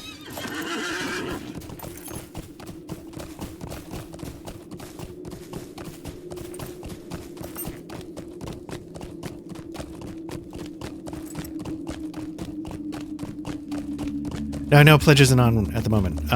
If you're fans of Middle-earth, Lord of the Rings, blah, blah, blah, check out, if you're into tabletop RPGs, it might be worth checking out our actual play of the solo mode, the Strider mode of the One Ring from Free League Publishing. I've said a million times, even though I've done a lot of solo games on this channel, I'm not a solo player by any stretch of the imagination. I don't see myself as a solo RPGer. If I just were doing it on my own with journaling, I would never do it. But I will say, like, it really did give me the opportunity to, like, jump into Middle-earth in a way that this game does too. You know, it's sort of a different format, right? It's not,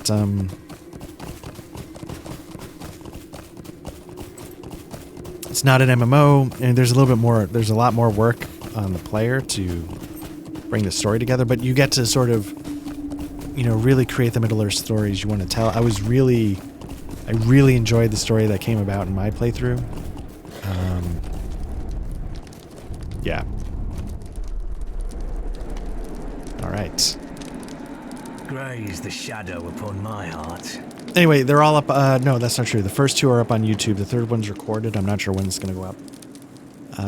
The first one goes into character creation, probably for too long. The second one really gets into the meat of the story. There's some story in the first one, shows some of how the mechanics work. But there also is a lot of character creation. Let's see. You are truly of stout heart to face such beasts. You have my gratitude, Black Lodge. I only wish I could have done it myself instead of sending you in my stead. But time and injury prevent me from wielding a sword, let alone drawing a bow. From what you tell me, Angmar did not merely send a token force to Fornost. Nay, it appears they sent an army. Fornost has fallen once more to Angmar. I mean, so that's not great. Looks like my family have arrived at their destination. Will you hear That's my good. sorrows? Let's see. Is BLTN thinking of doing a multiplayer of the One Ring? Pledge is back. Welcome back. I would very much like to.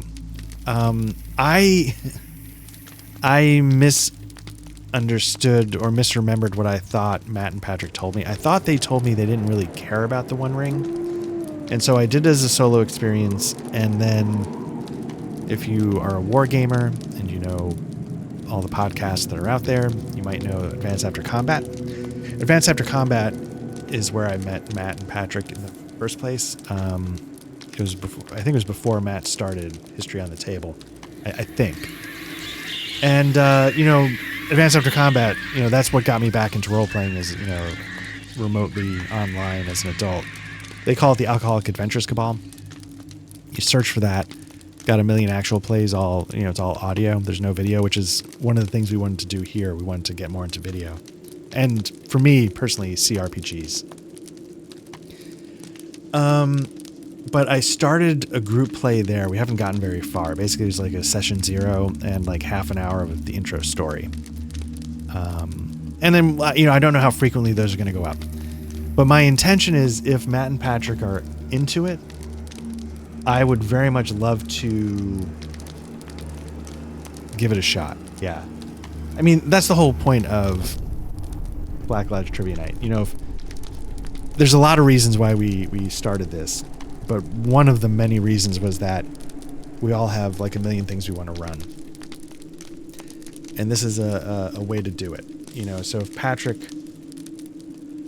comes up and says, you know, I'm a filthy animal and I want to run Fatal, we would say, okay, we all get our turn in the rotation, and we get to whatever we want to bring to the table is what we bring. So if I wanted to, I definitely could. And I so far have enjoyed it so much that I'd very much like to.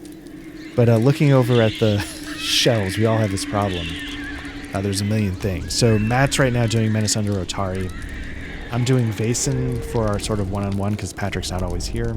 Matt's doing Menace Under Otari for the rotation, for our thruple. Menace Under Otari is about to finish. And the next one I'm going to do is a sort of homebrew espionage Cold War game. That'll be for the three of us. Vaesen is a shorter one. That's only got 1 or 2 sessions left. And then Matt's going to take over the one-on-one games with some Conspiracy Horror Delta Green. So One Ring wouldn't be anytime soon in a group play. But yeah, I'd very much like to do it. Let's see. It would be awesome. I need to catch up on your solo stuff. I'm a RPG noob, but I'm actually not liking 5e, and I'm interested in other systems. Well, I'll say 2 things. One, come to the right place. The three of us, none of us are really big fans of 5e. Somewhere out there, Pete is getting a twitch, and he doesn't know why.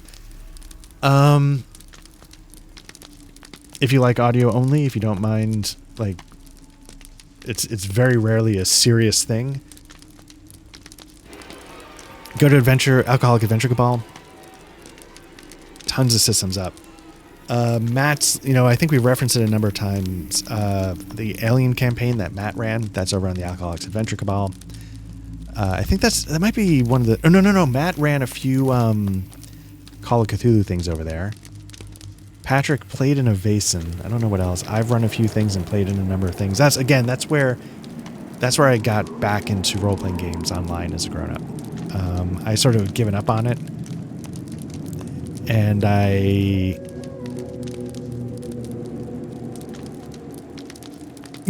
check it out. It might not be for everybody. But it's not that different than, the vibe is very much like we don't take it seriously. They don't take it seriously. And, and then hopefully, we're trying to do what we do here, and I still do some stuff over at Alcoholic Adventure Cabal because I know Matt's in a game over there because again, like, I got back into this through wargaming and,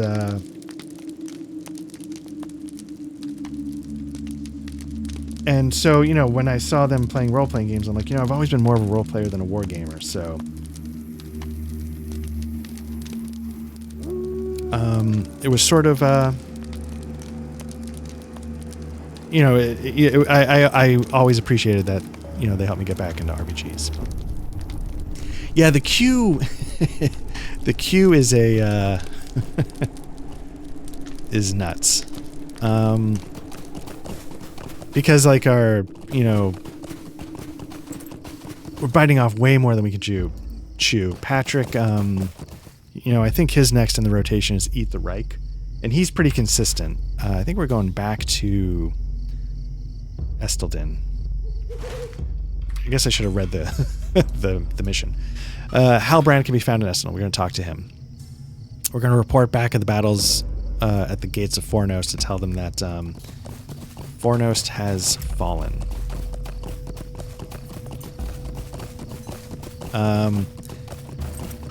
Yeah, I don't know. So this is maybe just more my particular kind of crazy. Like, I've been very, like, as much as I want to jump back and forth and like, oh my God, I love the One Ring so much. I need to now switch my rotation choice right this second. And because I tend to do a lot of prep. So when I pick something, I sort of say, no, you have to stick with this. You can't, as much as you want to change it up, as much as you want, you have to, you put in the prep, you got to do it. And I don't think it's, I hope it's okay. And I think, Matt is very much like, oh, it could be this. No, it could be that. And, I'm very much like that as well, but with all the energy I can muster, I say, no, you have to choose this. You already chose it. No matter how badly you want to switch, You're not allowed to. And so it's sort of disappointing, not in a scolding way. You know, like, it's really fun when the three of us, you know, get our session. So I wish we had more of them. And then the rotation would go quicker. And, but I don't wish we had more of them because I want the rotation to go quicker. I wish we had more of them just so it was the three of us jumping in together. Because it's the most fun then. Where am I going? I think I want to be on the other side of this river. Can I cut across? At one point, I think I just swam up the river. Just to see what's over there. And I think it just dead ends. Or maybe can you go... I mean, the world is contiguous, so maybe you can just swim into the next area? Where would that go? Like, I'm right here. You could swim to the north. But I feel like I once took it all the way to its edge. I wish there was a good... I'm going to stick it up there.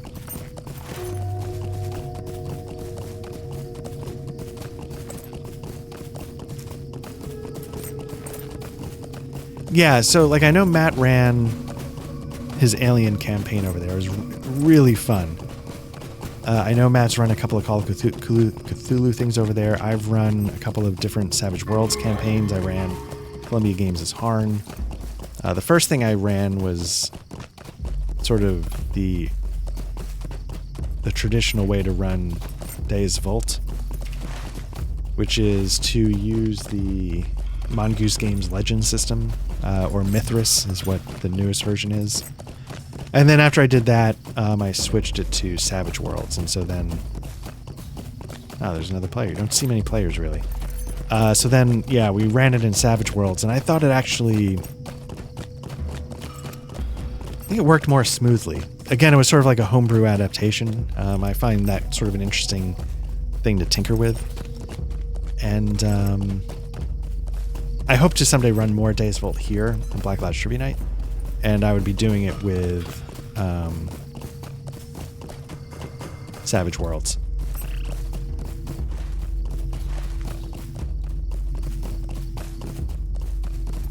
Let's see. I sympathize with Matt, though. In my rush to find a 5e alternative, I bought like 4 RPG books without any plans. Yes. So, yeah, so you're in good company. You know, you found your people. Patrick's, I think, again, a lot smarter than we are, but Matt and I do that all the time.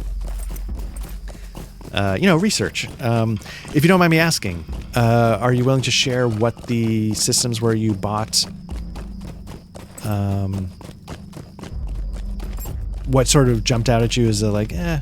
And would you be willing to share what you didn't love about 5e?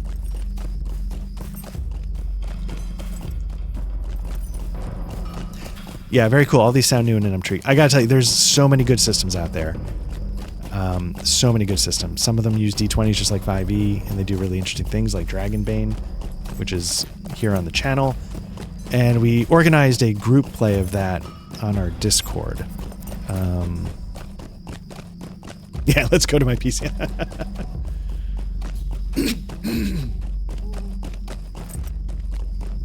Apologies, my voice goes really quickly, so when I stream for any length of time, I think I'm going the wrong way. My voice just goes straight down the toilet. So apologies for the throat clearing. But yeah, everybody here has had mixed... The only time I've ever played 5e is when I've ran it for my kids. My kids, when they play RPGs, it's just D&D. They have no interest in trying anything else.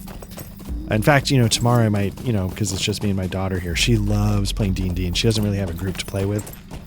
So I think I'm going to do some more of that with her so she gets the chance to play. I feel badly that, you know, my son sort of has a quasi group to play with, but everybody's so busy that it doesn't always work.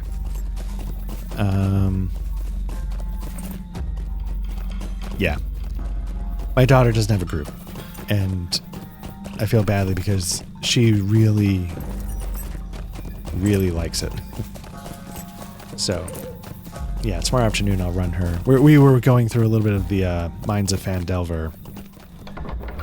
And then during COVID, everybody was locked in the house. My kids are very fortunate enough to have cousins that are almost the same age. They're very close. We're going to get to see them. So that was the sort of beginning of all my streaming crap. I was like, let me figure out a way to stream D&D with my kids and with their cousins so that we could all play together. And How can I be of service? so it was a lot of fun because of, I love seeing my kids enjoy it so much. But as a system, it didn't blow me away. Okay, so we got Book 3, Chapter 4, 5, 6. So it's part 1 of 3. So let's see Wait a what moment. this is. Whoops, I whack my mouse wheel. Before I read, let me should get like cough drops. We will need the might of the dwarves of Orthrakar if we're to face the threat of Angmar. The dwarves there are good Longbeards, but have long been put to task by the Dour Hands. When the Dour Hands showed their true loyalties, the Longbeards drove them out of the... So this is something I don't know the lore. In Lord of the Rings Online, the Dour Hands seem to be like this evil faction of dwarves. But I don't know anything about them officially. I think they're dwarves. Yet they are still hard pressed by the Dour Hands, and only recently has one of Durin's folk from Erebor, Dori, come to aid them. It will not be easy to convince them to lend their strength to the council, but you must try. Travel to Orthrakar and speak with Dori. If you cannot find Dori for some reason, speak to a dwarf named Hanar. It is he who leads the Longbeards of Orthrakar. So call to dwarves. Might I take a moment? Okay, so it looks like one's going to call dwarves, one's going to call elves. Let me start with the dwarves, just to keep things focused.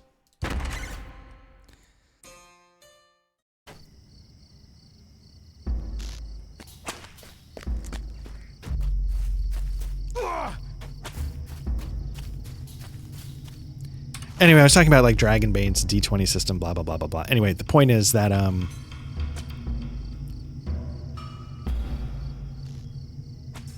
okay, so we're just going to the northeast where that horse... Okay. My hope is that, it's not like Matt's put a lot of work into History on the Table. And so it's got a really big community on their Discord. We're still, we're trying to get ours going. My hope is that even if... Patrick, he's got a new baby, so it's going to be tough. But even if Matt nor I are part of the efforts to organize play, I hope that if people want to get games going, if you don't have another avenue for it, that, Black Lodge Trivia Night can be the Tinder of RPGs.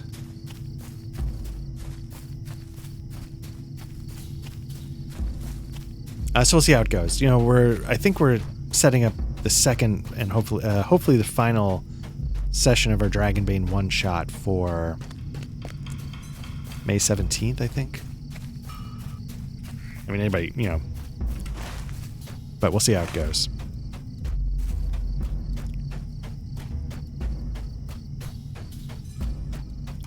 What I should do is get on my horse. Make this go a lot quicker. I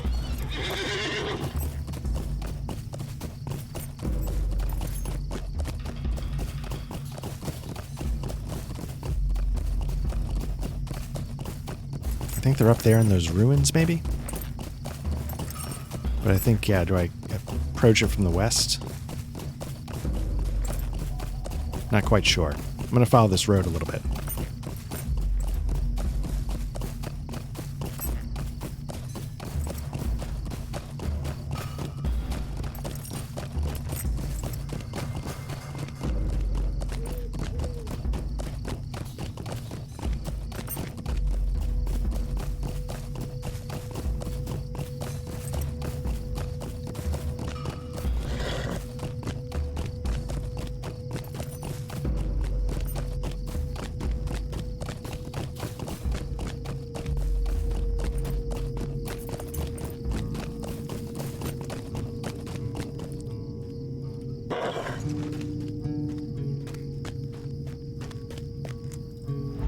What do you need? All right. I always make sure to hit the stable masters just to unlock the fast traveling. So I was talking to Matt about this with the last recorded Vaesen the other day. This microphone. I did a lot of research. I did a lot of testing. I really, really like it. You know, I mean, nobody actually cares. It's like, you know, who cares? But the thing you don't know until you really put it into use is how it's going to obstruct your... And it's fat. It's a fat microphone. All my other microphones are thin and go... I should change my hand. Go toward the monitor this way. This, you know, I could go rotate it up, but then it's even more... It's constantly obstructing my eye lines. Where my other microphones of a more traditional shape, where they're not quite as good, are easier to see around. You seek Dory, and of course everybody's like, they all sound the same, asshole, like who cares? Alas, Dory has been captured by the Dour Hands. Oof. An envoy of the traders just left and said that if we did not turn over their minds to them, Dory would be killed. Will you stay and speak with me a moment? Council of the Free Peoples, how could we give a thought to a council with Dory gone?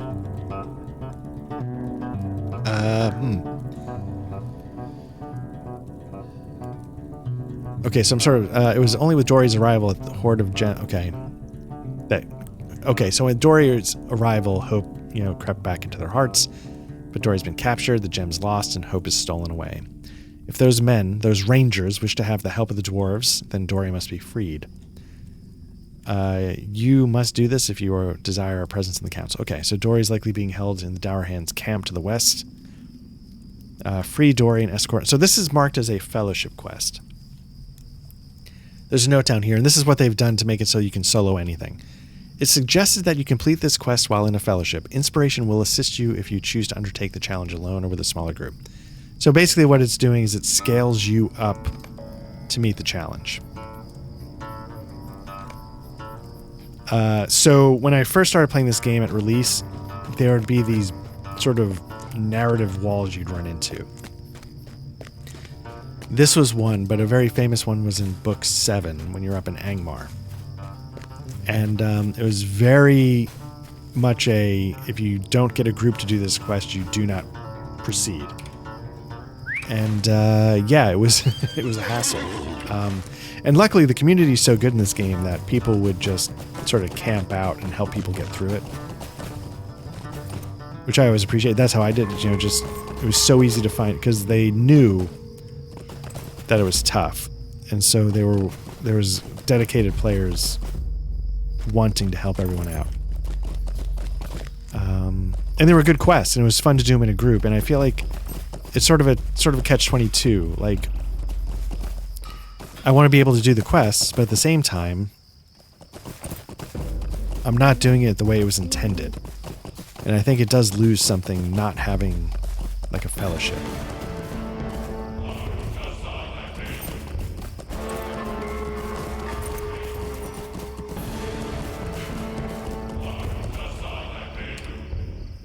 Yeah, it's not so bad, but yeah, sometimes I'm just trying to see around them. Like, sometimes I'll do this to see certain keys, and it seems dumb.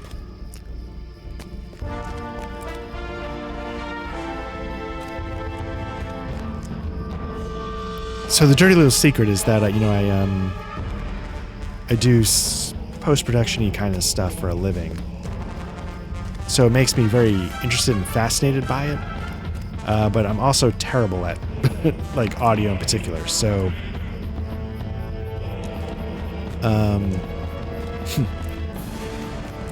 so I get fascinated by something that then really frustrates me.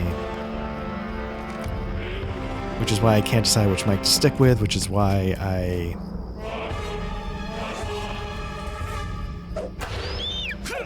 they all sound the same, and I still keep trying to change it out, and I just can't make up my mind. Sort of like with role-playing games, right? Like, can't pick a system, can't pick the rotation, just constantly changing our minds. one trick with the mics is that I mentioned this on other streams. I lost all my settings for my audio device. I did a firmware update or some kind of software update, and I thought it would keep my settings but it completely erased everything.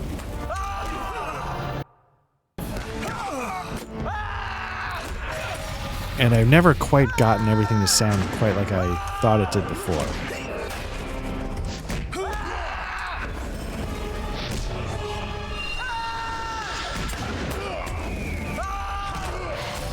Okay, so Pledge says, so I have about maybe 20 hours, 4 sessions of D&D under my belt. I think my main issue with the game is basically I played video games and war games before I jumped into 5e.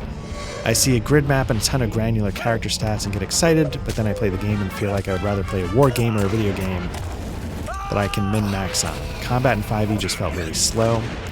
The initiative tracking and having everyone go in turn one by one kind of killed my excitement. Okay.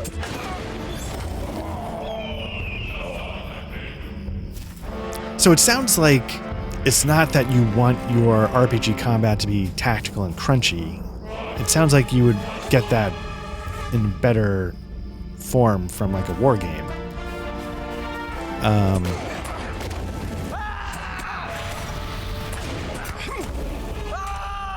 Yeah, combat, when I was a kid, combat was like, oh yeah, let's do this, baby. And as I get older, it's kind of like, let's just get through this.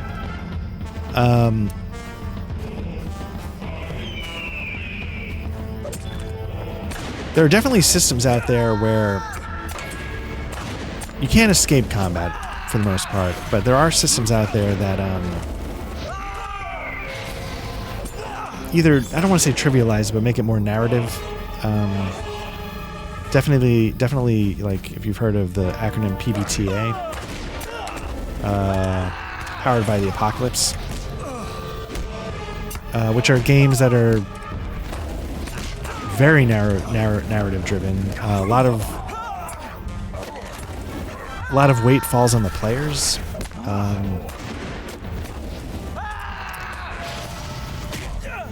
There's the Fate system, which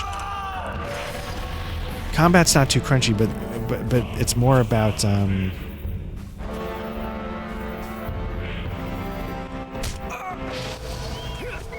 coming up with like things in the environment to give you bonuses. Band of Blades or Blades in the Dark from Legion, a little bit, because not because I've played those games expressly, but because some of the games that we've played on this channel borrow heavily from the mechanics. I think,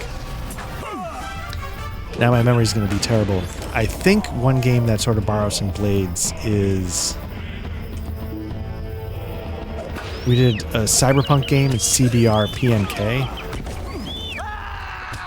and I sort of lose, in my mind, like the Blade system sort of blends a little bit in with Powered by the Apocalypse, but that might not be accurate to your story. What do you want? Well, it's about time. Those dour hands took the hoard of gems I brought. We've got to get them back. Othrakar is depending on them. Come on now, before the dour hands get suspicious. So yeah, I think I read they are loosely based on PBTA. Yes. Yeah, so like sort of the resolution mechanics are probably have some overlap. And then, you know, the thing I know about the Blade system is how it sort of lets you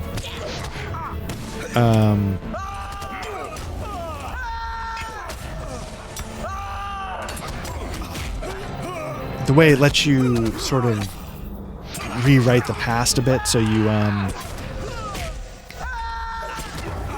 let's see, I bought it because I think the system is less granular and role-playing and your dice results are a bit easier. Yeah, more zoomed out. Yes, it definitely makes sense. Yeah. That's all the games I played that are like one was like, I think CBR PNK. I think that was Cyberpunk. I played that with Matt. There's a couple sessions of it. But I can't say that I've ever expressly played. I'm dying to play Band of Blades. I just picked that up. I mean, Blades in the Dark too, but and I think Matt has mentioned that one as well. Yeah, less granular systems are really becoming my jam. a lot of the Free League stuff that we play, like we're playing Vaesen right now, Dragonbane. Dragonbane's a little more D&D-ish in the granularity, but Vaesen is very much pretty rules light, and combat's not really a main focus, if that makes sense.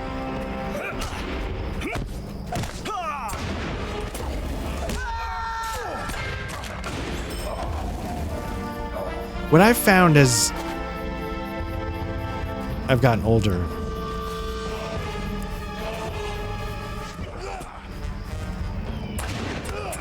so like I run a lot of Savage Worlds games. I've run a couple of Savage Worlds games. I've got one going on now on the Alcoholic Adventure Cabal.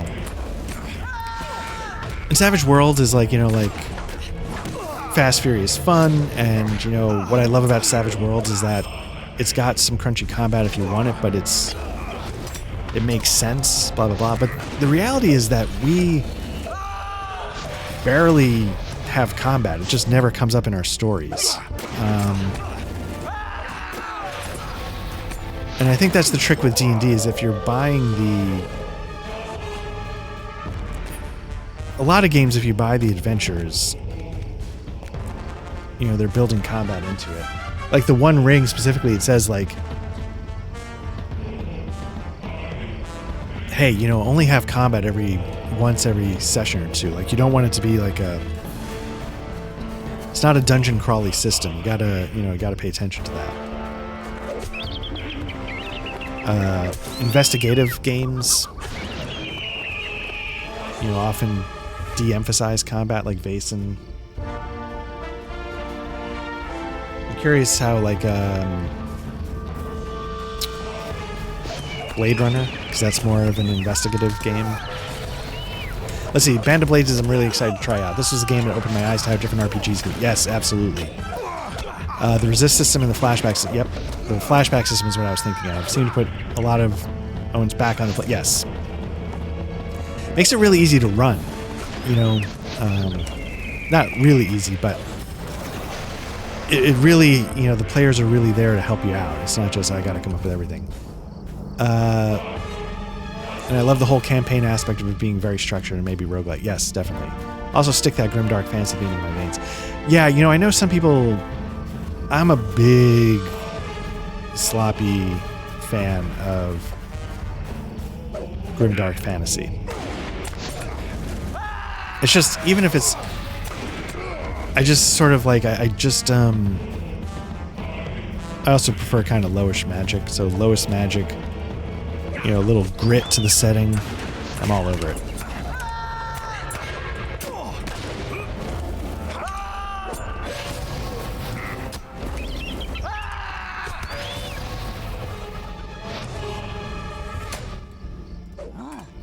But I hope you get the chance to try some of those out, because I'd be curious to hear what you think. And yeah, PBTA was a little eye-opening for me as well. And there are times when I'm like, why do we need systems to do so much work? Why not just, like roll the die, 1 through 3 fail, 4 succeed, 4 and 5 succeed with consequences. Like, that's great. That's fine. A couple of modifiers in there, good to go.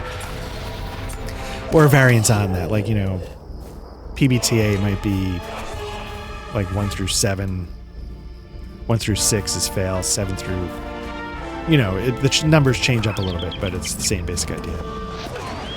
A Band of Blades is the sort of more grim fantasy, right? Band of Blades, yeah. I mean, I'm sure, like, the other one, looking, if you haven't seen, I always look up here because this is where my books are. I see Band of Blades, and, Forged in the Dark, is that the system? Yeah, military fan, yeah.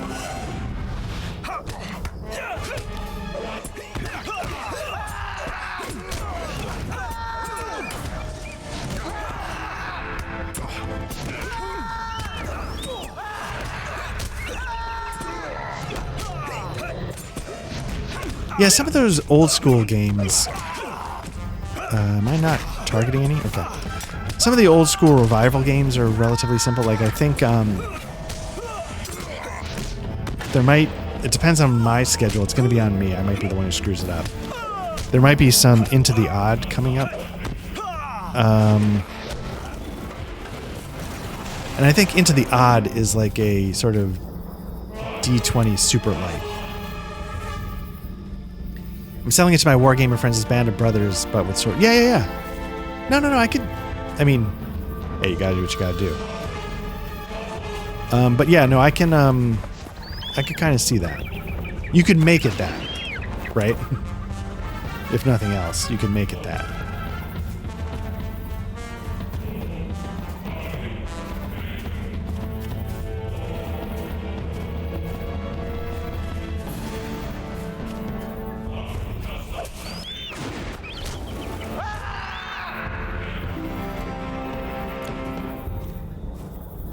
All right, we almost got Dory out of here.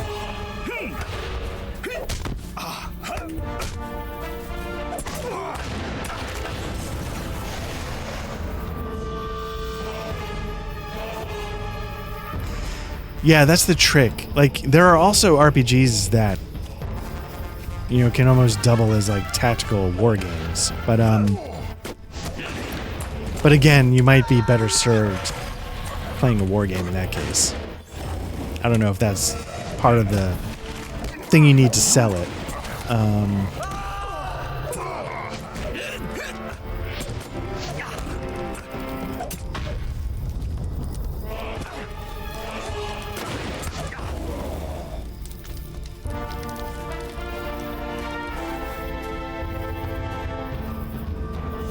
But yeah, they show up to the table and they're like, I thought you said there was going to be like Band of Brothers with swords. Like, did I say that? I don't...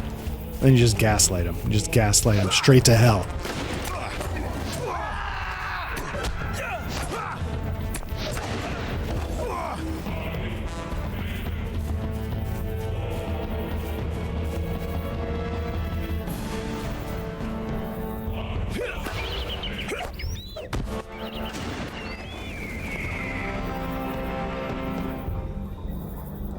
At last, free of the dour hands. We did it.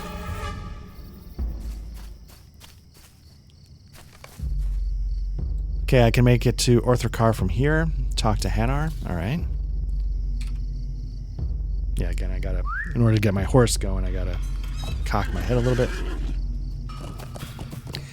I think it's a skill I can learn, but I don't want to tank a first session of a system because of it. Yes, I absolutely know what you're talking about there.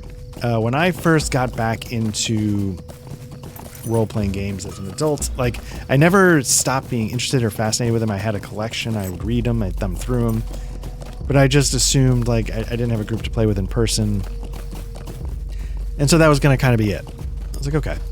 And then, you know, discovered sort of how to play online and realized I was wary of it at first because I was like, it's not the same.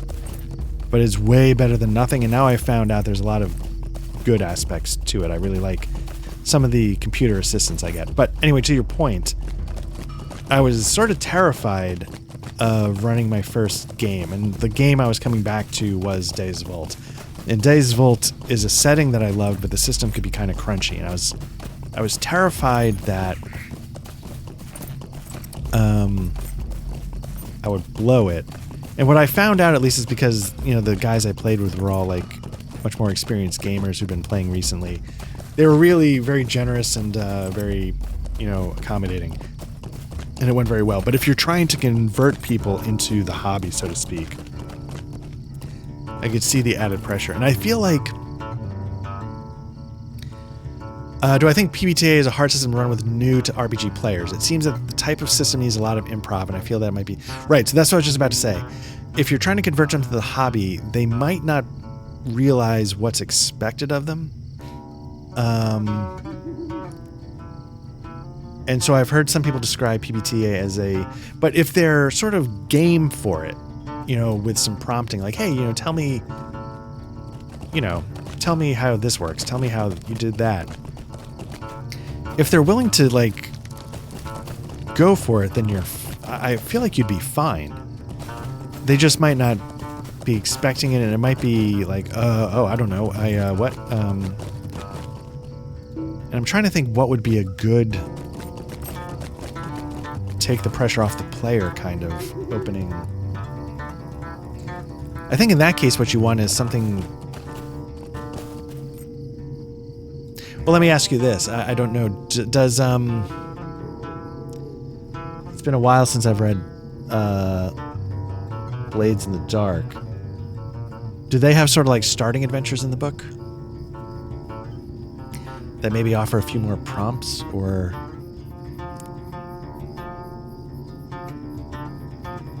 that can be really tricky. I think, sometimes, like, do you think are they warm to the idea of playing a role-playing game in the first place? Or is it just like really trying to coax them into the fold?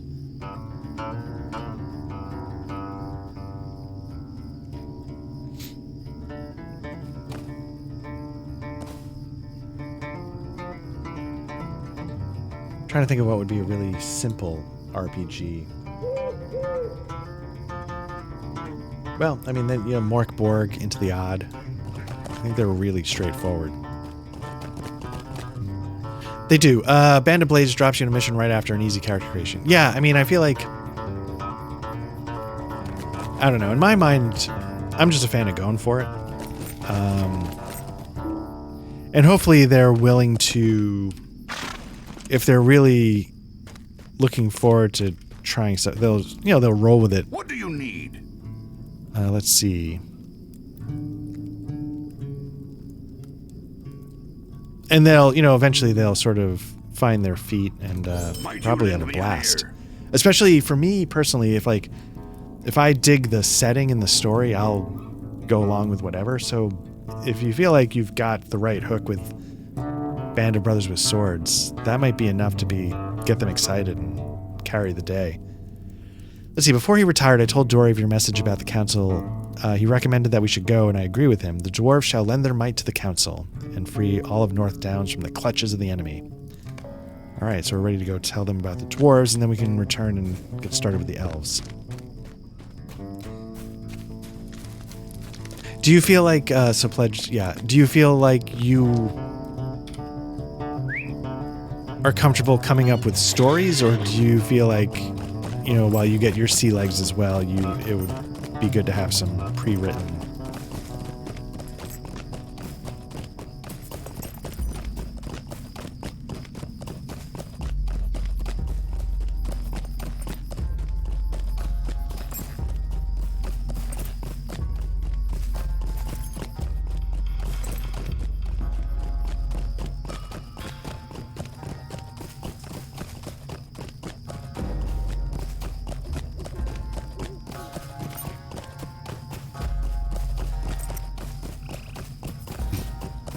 Well, my question was specifically for the DM, which would probably be me. PBTA and Band of Blades doesn't have a lot of opportunities for prep. Yes, definitely not. Now, I was worried about my lack of improv experience might really slow down the game. Yeah, no, I definitely can empathize with that because I'm the exact same way. And so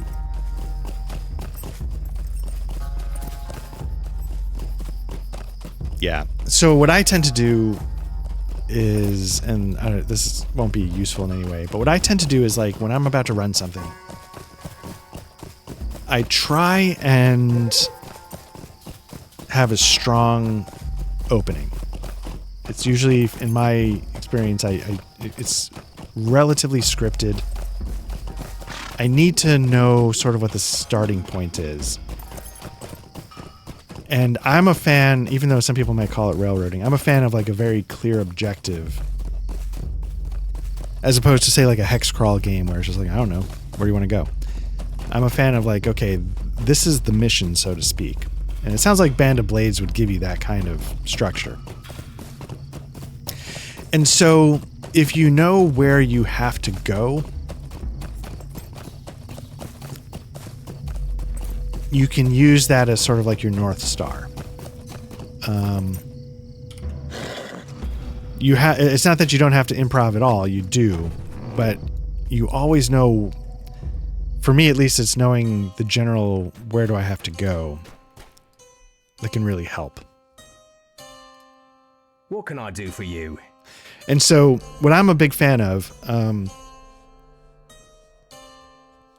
when I'm running an RPG is, you know, like I said, like open world hex crawls and stuff. I mean, I enjoy playing in them, but it's not what I would normally run.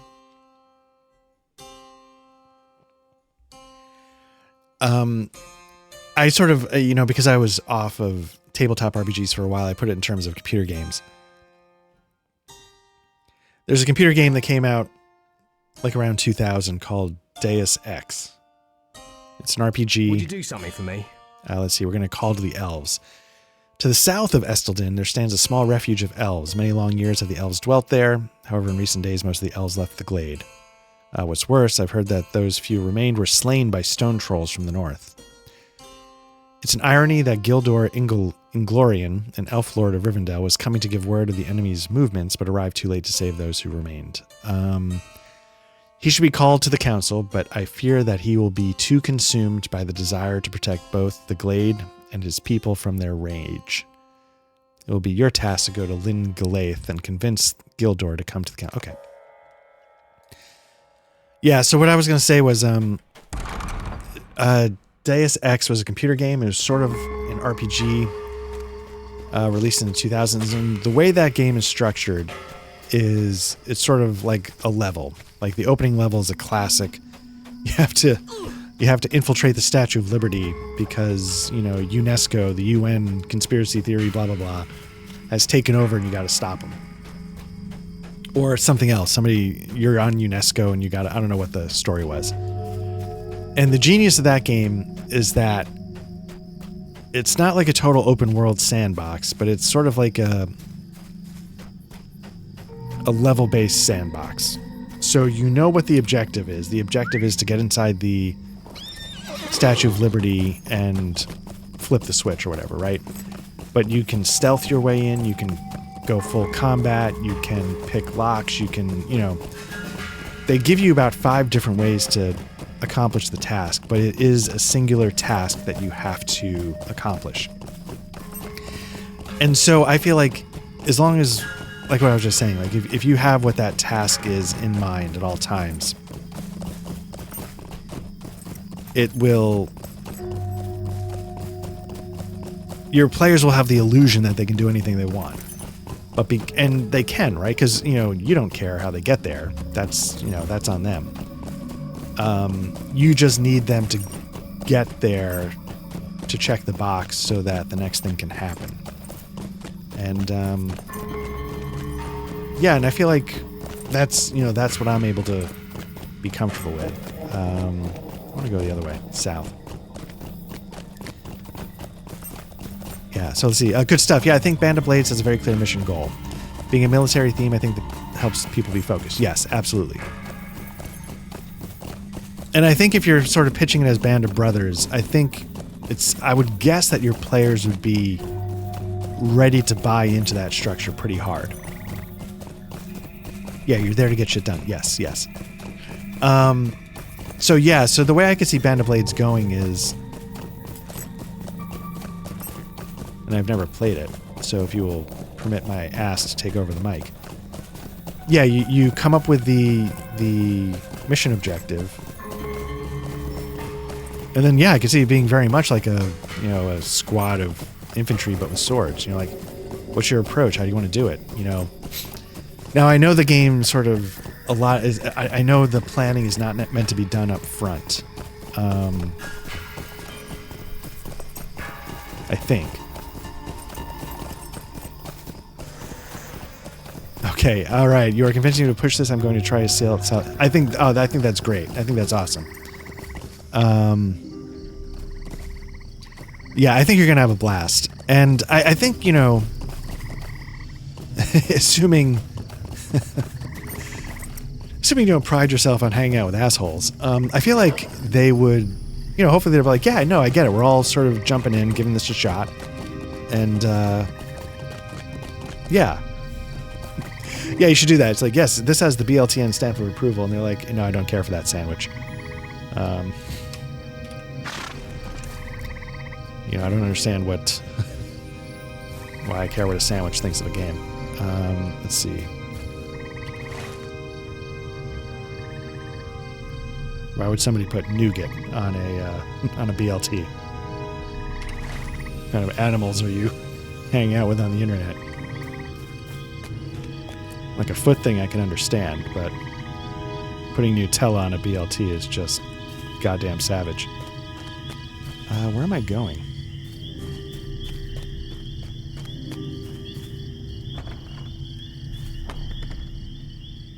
Oh, here we go.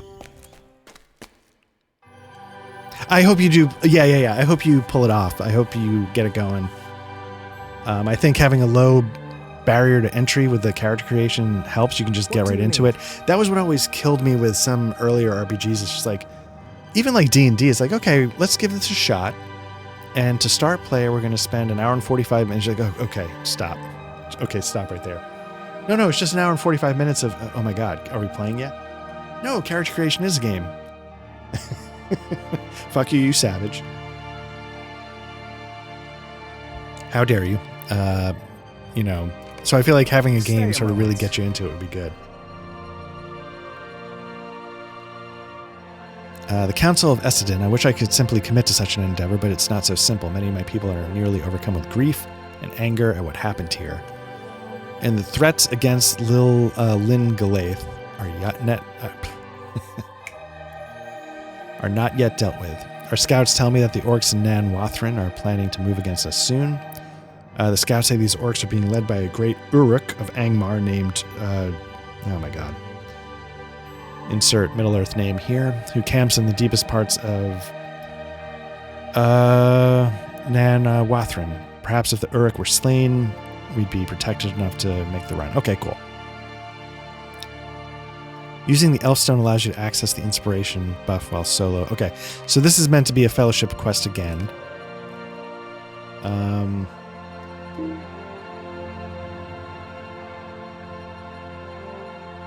So they give you this little icon on the side.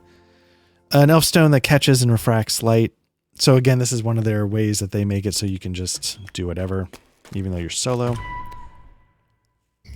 I don't know why they introduced this here, but not for other fellowship quests. Like, you don't need to click the stone for the other ones. But yeah, let me check off the Stable Master. Sweet-eyed Malon.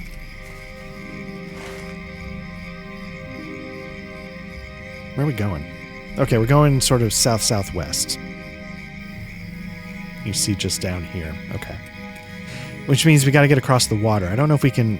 I think we have to actually go around to this passage. I don't think we can cut across the hills. No. Right. Exactly. 5e. And that's the thing, like, you know, D&D 5e is so ubiquitous. You know, again, like, you know, when my kids want to play role-playing games, like, oh, I guess we do Dungeons and Dragons. And there are aspects of it that are so unfriendly to a new player. For instance, you know,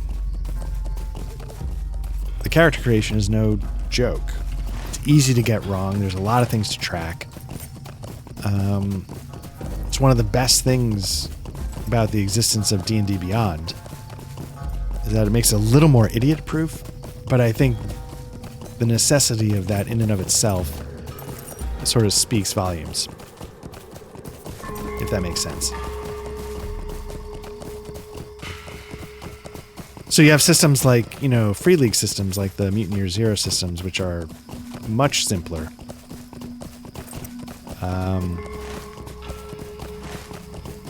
To bang out a character. Or you get ones like Mork Borg, you know, which, you know, takes 2 seconds. Can I get across here? No.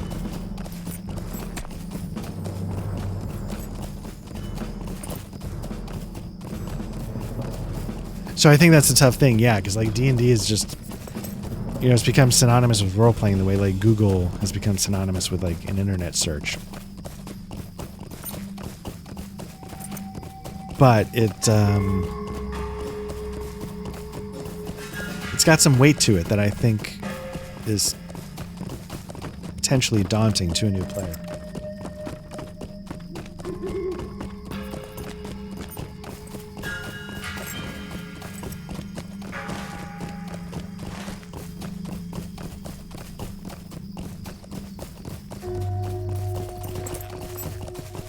So you mentioned this is your wargaming group. I don't know if you're...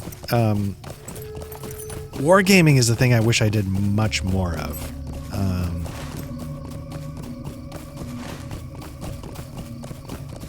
Like a lot of people, I've got my, collection gathering dust.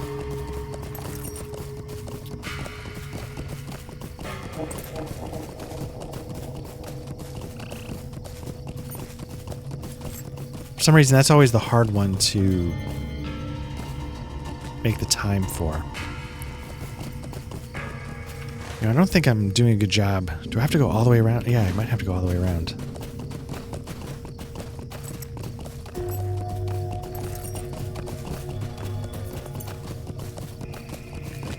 Part of the trick for me with wargaming is twofold.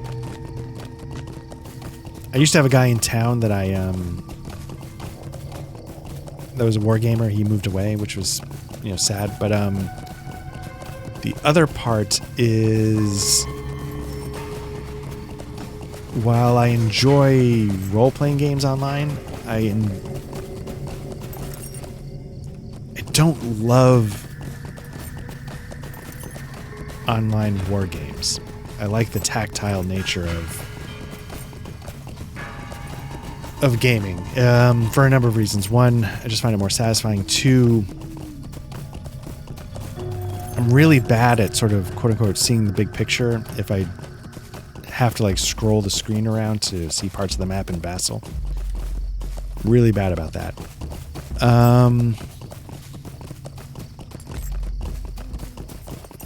And so I've always sort of limited how much I play war games online.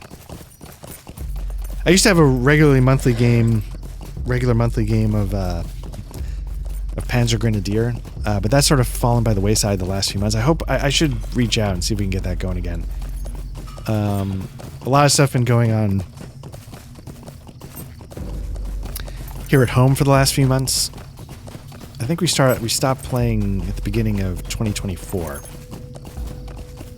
And I know the friend I was playing with, I think he had a lot of stuff going on with his family. I should reach out and see if any of it's calmed down on his end, because I think it's about to calm down on my end. So it'd be nice to, like I said, I don't mind, Vassal's better than nothing, but I'm not the type of guy that's looking to get 10 Vassal games going. Are we here? Okay, we're starting to get there. Okay, so we got to get across the water. So to get across the water, we might need to actually go through the camp and see if there's a bridge. Yep.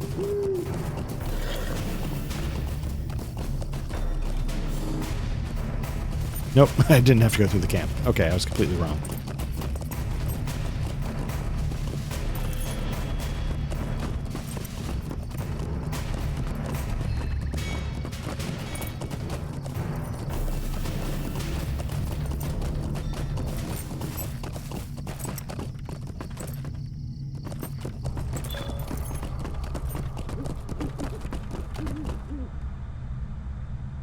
Oh, nice. Okay. So, yeah, Pledge says, oh, yeah, I definitely hear you. I'm not an async guy, but I do play a few games of Vassal. Vassal Live is way better than... I would never do play by email or whatever. Async. And also, the other thing is, like you were saying, live in 1 or 2 sessions. The few times I've gotten involved with some Vassal games...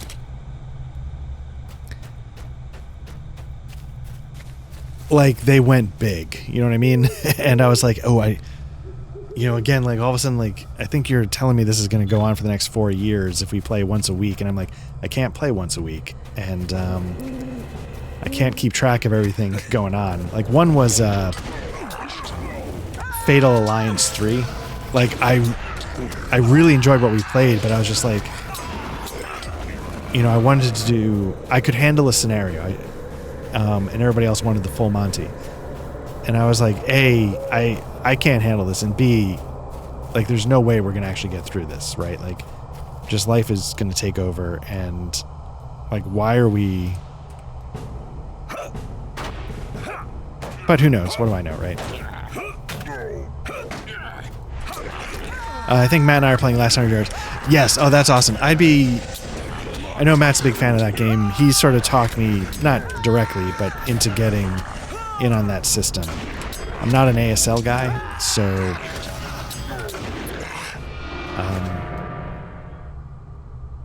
have you played Last 100 Yards before, or are you part of Matt spreading the gospel? Find and kill.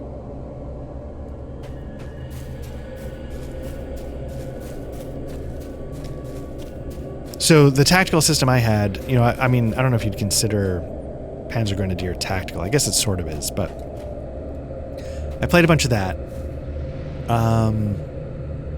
But my tactical system of choice was Advanced Tobruk, which I know Mitch on the History on the Table Discord talks up. And he's got his own Discord. Got his own podcast for ATS. It's a really good system. It's, I think, a really great alternative to that ASL style. I picked up Last 100 Yards, but the other one I picked up recently because I feel like I've heard some good things was Old School Tactical. I want to give that a shot. Relatively rules light.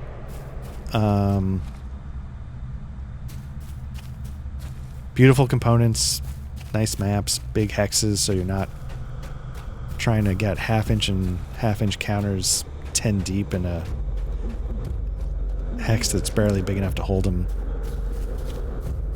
Anyway, I hope you enjoy Last 100 Yards. I know Matt is really big on that system. I'd be curious to hear what everybody thinks, if you're new to it. So are we getting there? Yeah, we're going pretty deep into this camp. As much as I said how much my enjoyment of the Warden class goes pretty deep, the other class I really love is the Burglar, even though it's not one that's super popular.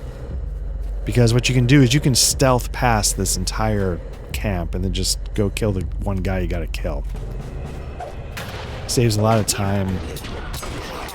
And it's got really interesting mechanics where you're building up gambits in a different system. You're sort of putting an effect on somebody, you're sort of debuffing them somehow, and then you can make that effect stronger as it sort of... I think I described it before. So, like, you put an effect on a person that sort of rolls a d6, and that's its starting strength. So you might get, like, a 4. And so you can make that 4 go up to a 5, up to a 6, and then it's going to tick down over time. 5, 4, 3, 2, 1. And so you can sort of balance like the strength of these gambits and keep sort of plates spinning, so to speak. And you can also, like, stealth past every single enemy and just get to the task at hand. Let's see. Played it a few times. Fascinating system. Never got into ASL, but started with Combat Commander, which, okay, yeah.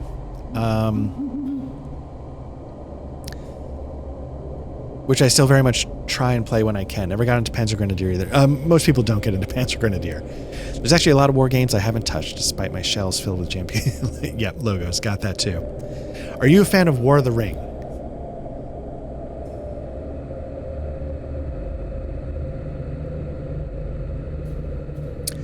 So the short answer is yes. Really enjoyed that game. Oh, I'm glad to hear that. Yes, I'm a big fan of War of the Ring. I've played it. Not that I've got like 200 plays under my belt. I've played it maybe twice. Really loved it. And I was like, oh, I need to go out there and get the anniversary edition. So when they reprinted it, I grabbed it. And then I realized I'm never going to play the anniversary edition because it's too nice. So I'm actually going to sell it, I think. And I grabbed a regular edition because that one I would feel comfortable playing. Yeah, the anniversary edition is stunning. It's truly worthy of the praise that it gets. The painted miniatures really, not that it's like the most amazing paint job, but it's good enough, and I'm not picky. And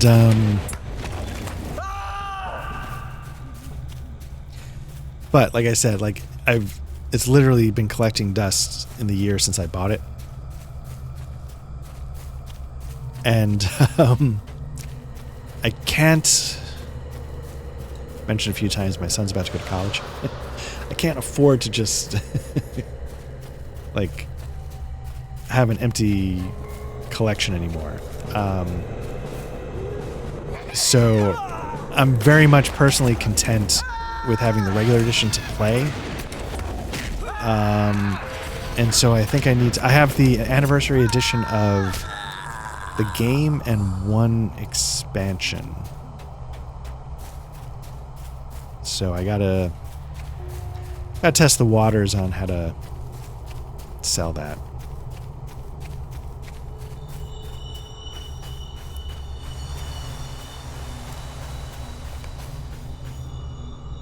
Now, it sounds you're a big fan. Have you been able to get a couple of games in then? Like, have you been able to play a few times?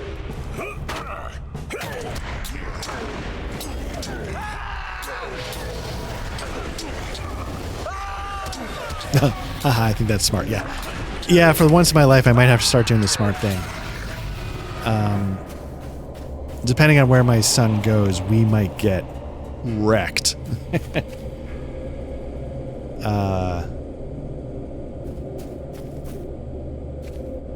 Can I do it here?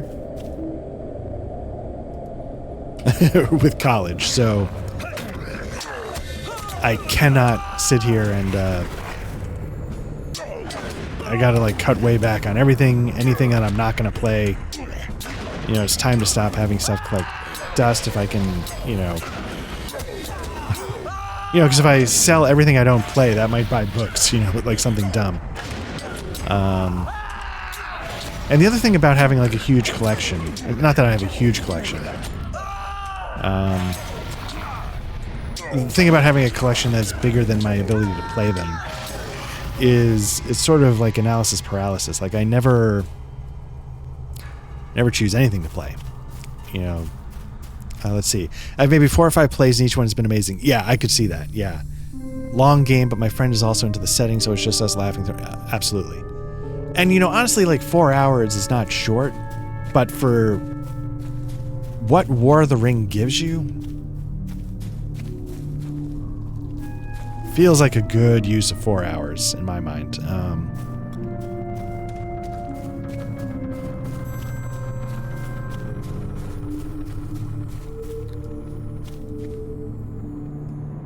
I making progress here?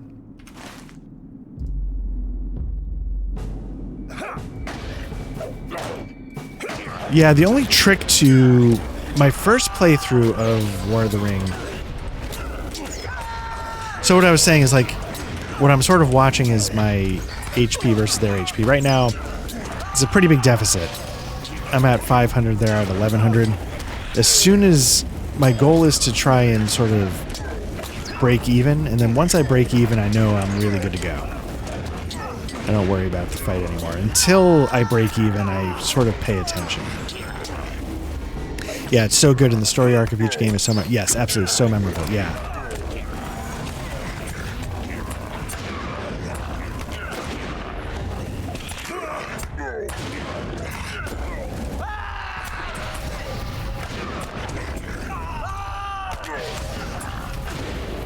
Yeah, the first time we tried to play War of the Ring, we tried to do 4 players, which I know is not impossible. I think the rulebook talks about how you can sort of divide people up.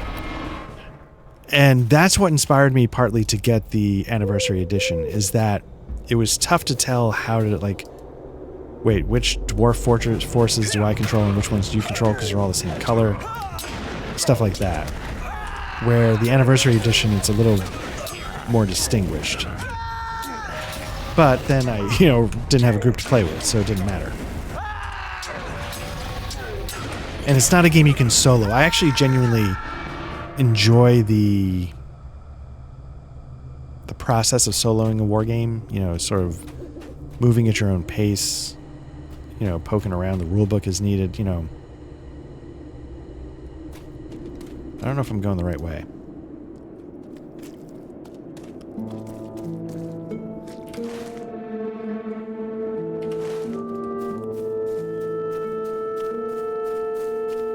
So I'm not quite sure how to get deeper into the camp. That's what I was screwing up here.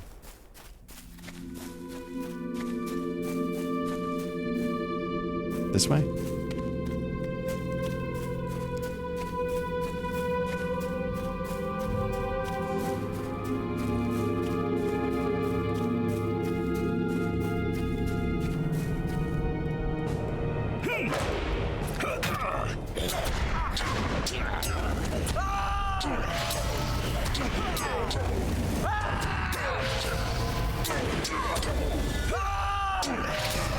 Yeah, I'm trying to think of the last... I recorded the last couple things I soloed. I did SCS North Africa. I did like the intro scenario to that. I did the old Battle for Stalingrad game. Got through 6 or 7 turns of that.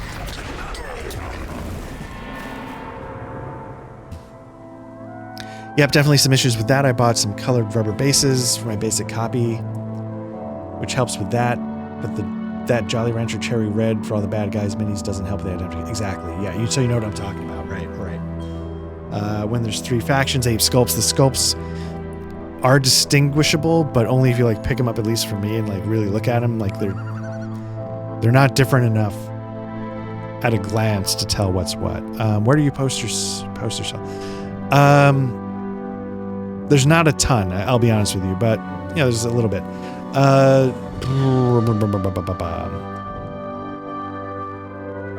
It's called Trainwreck Games. If you go to YouTube, I don't know, if you search Trainwreck Games, I don't know what you get. Let me do a quick search. Trainwreck Games, nope. Trainwreck, is it all one word?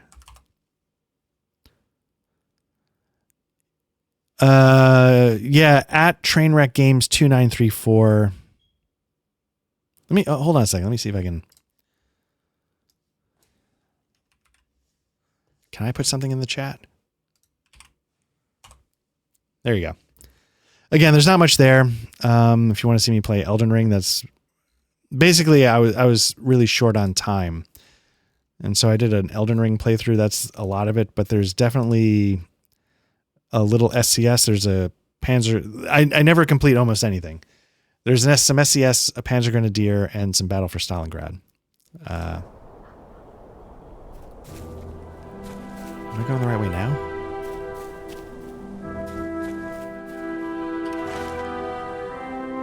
It should be right there.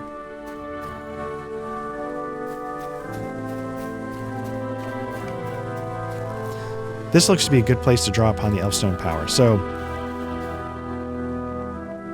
this is going to buff us up.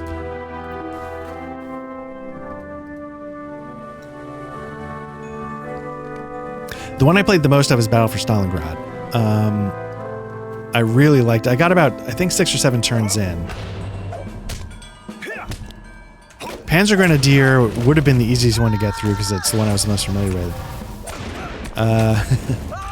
But my basement got flooded and I had to pack it up because that was so bad. Oh, nice. For some reason, Wargame solo vids are my go-to background noise while I work. Yeah, I have to say, I started to do something similar. The SCS playthrough, I think I get through the whole thing because it's only like one or two turns. Yeah, the final video in the Panzer Grenadier one, I show a few pictures of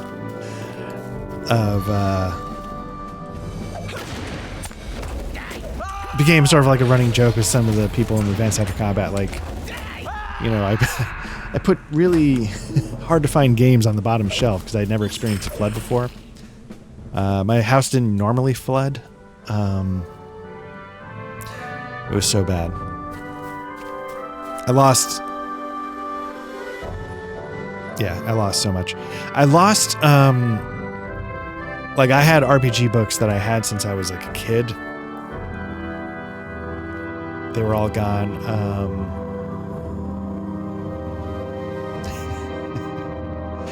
My GCACW games were on the bottom shelf. So there was one that, you just can't find. Yeah, it was so bad. So bad. Now, again, right, not like this.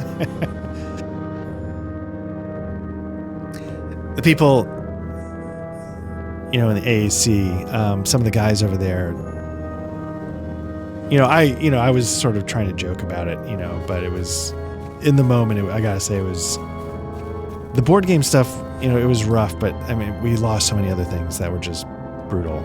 It was really bad.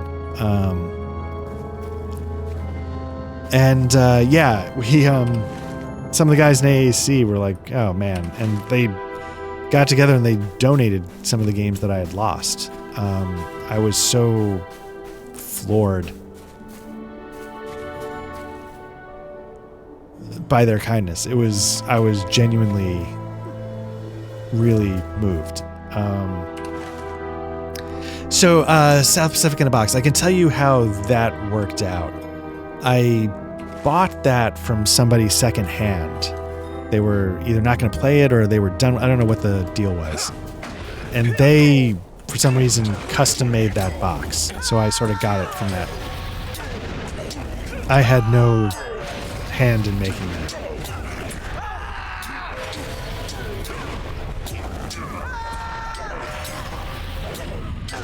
Yeah, amazing. Something about niche communities bring out the best in people. Yes, absolutely. And honestly, there was actually a guy in the guild that was hit worse. Way worse than I was. And I reached out to him and I'm like, look, man, like, I gotta tell you, everybody's been so kind to me. So if there's anything I can do for you, please let me, just let me know. And, he's very appreciative. It ended up not... It never took me up on it, but... yeah, and so even if I pare down a lot of my collection, I will never pare those down. Or unless there was somebody in the group I could literally just give it to.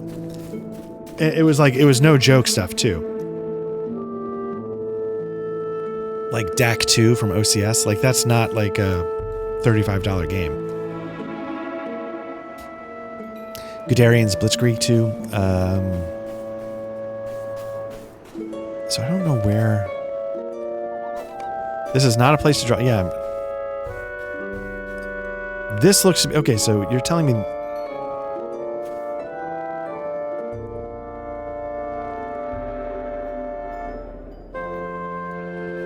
It's not letting me use the stone, though.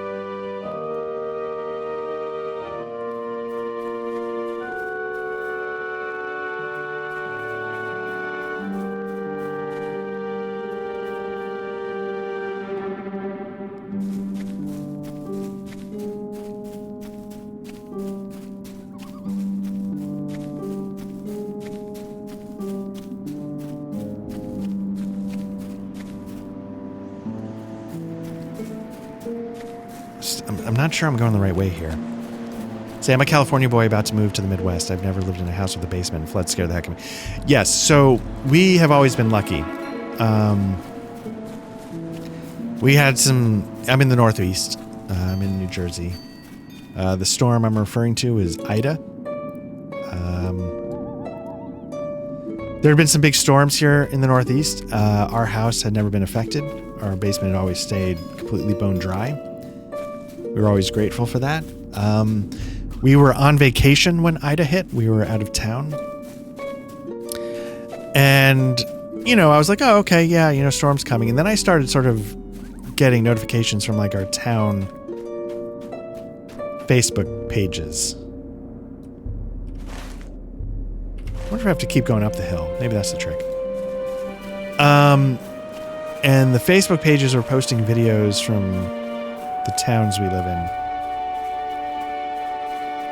There's 2 towns right next door to each other that they're sort of like sister towns. Like we share a school district. We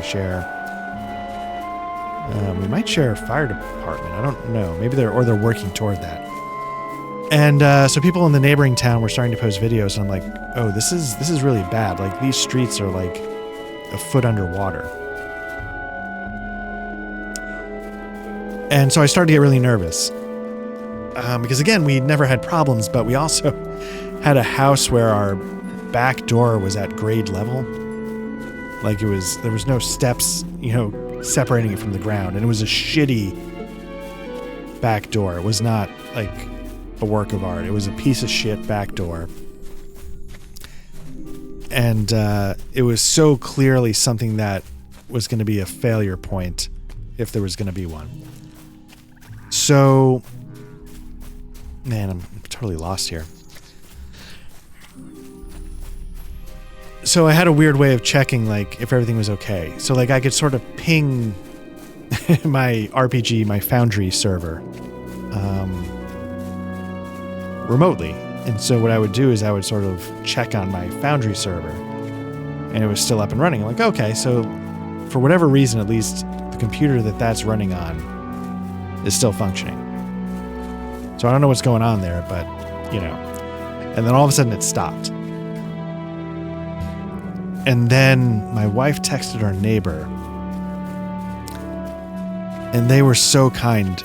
They tried to like put a tarp down next to our back door because they couldn't tell if anything was happening there. But they were so kind, so kind. But unfortunately, what had happened was it had already happened. So the door was at ground level, and like I said, it was a piece of shit. And outside of the door was like a brick patio. The brick had washed away, leaving the water hitting right underneath the door. And because the door is a piece of shit, they didn't do a good job with anything. And so underneath the door gave way. It just sort of washed right out. And so it created like a 2-foot by 1-foot hole. Right, you had one job, door. Exactly. And just, it basically just opened the floodgates. So when we got home, the water had already been emptied out by our sump pump, but based on like where the water line was, we figured it was maybe 3 feet of water in the basement. So I came home from vacation a couple days early, because our hot water heater was dead from flooding. So it was, me, my wife, my 2 kids. I was like, look, why don't you go? We were in Cape Cod, and my wife's family's from Massachusetts. I'm like, why don't you go crash with your mom at her house, because you'll have hot water, and I'll go home. I'll start cleaning out the basement, and I'll get the plumber in as soon as I can to replace the hot water heater, so that at least when you come home, it won't be 100% miserable. But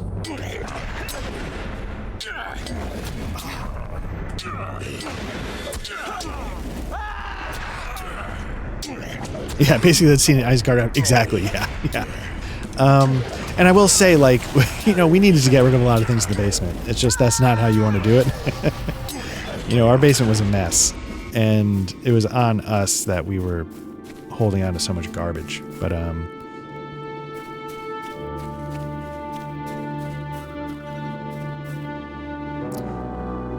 so do I need to get above? Is that the problem? Is that I'm not getting up on those bridges?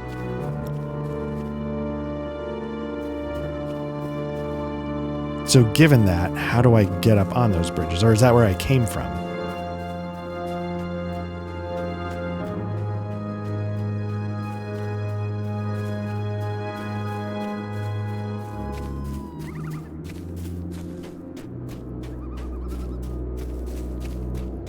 So, and that's part of why, like, I used to be down in the basement, sort of as, like, even though it's like, it's an unfinished basement that's a bit of a nightmare. That was sort of my man cave. And now I'm up here, which is, on the first floor.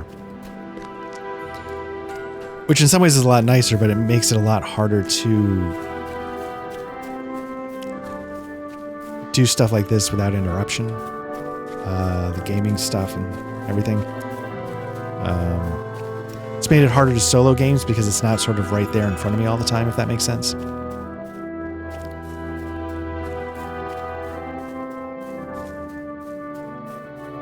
I'm not sure where I'm going.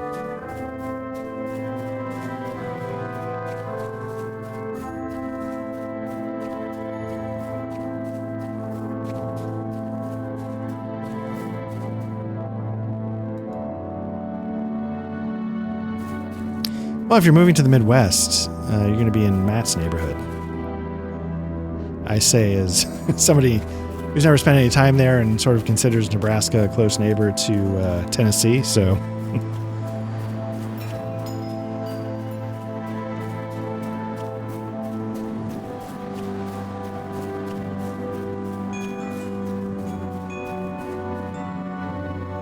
How do I get over there?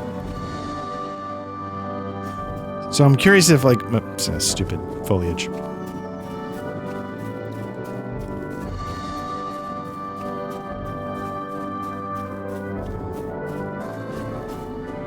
Omaha's on the list, but we're going to Minneapolis. Minneapolis is supposed to be really nice. Yeah. All right, it was a pleasure talking to you, sir. Going to hang out with my partner. Worked, kicked my butt today, so it was nice to chill.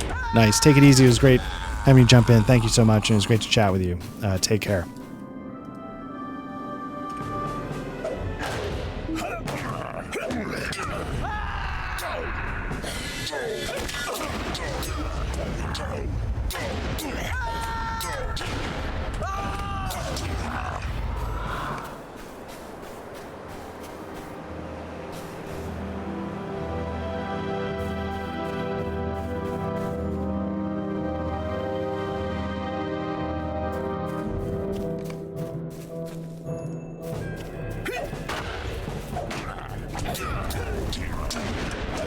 Now let me focus on a little healing.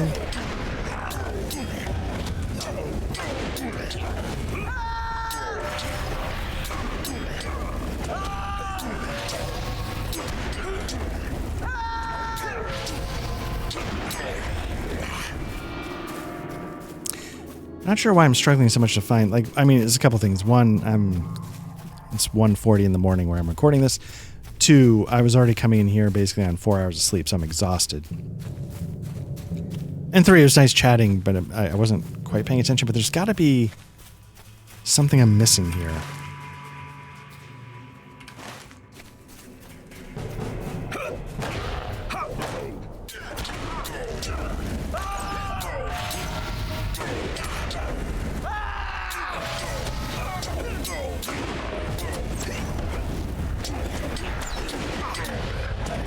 Basically, I'm going to get a bunch of healing going. Nope, I'll get defensive going, I guess, because I missed times.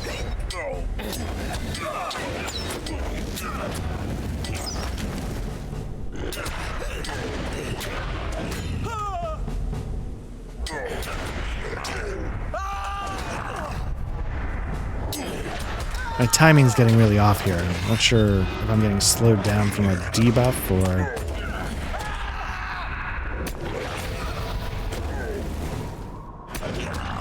if there's lag.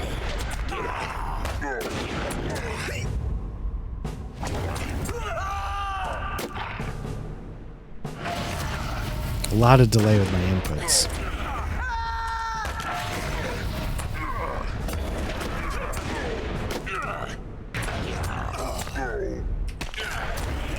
Like, it didn't register on that heal, it didn't register my third input at all.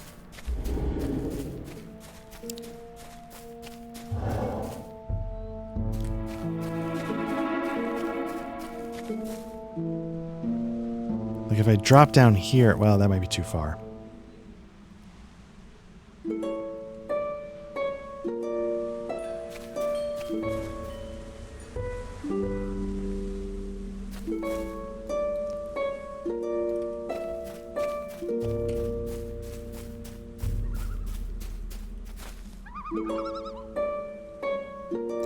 Let me, let me see if I can do some weird slide or if it's just gonna straight out kill me.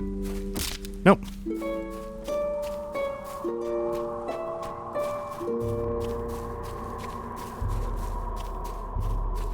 So yeah, let's go up this hill. Let's see if we get across these bridges and see if that's a little more where I'm trying to get to, like up here.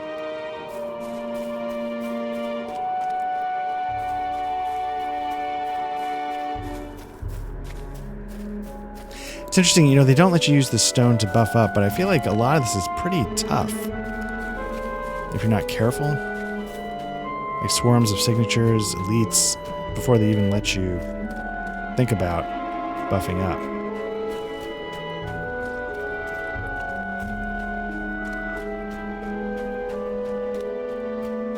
And I also apologize, if this is where I came from, I might have lost track.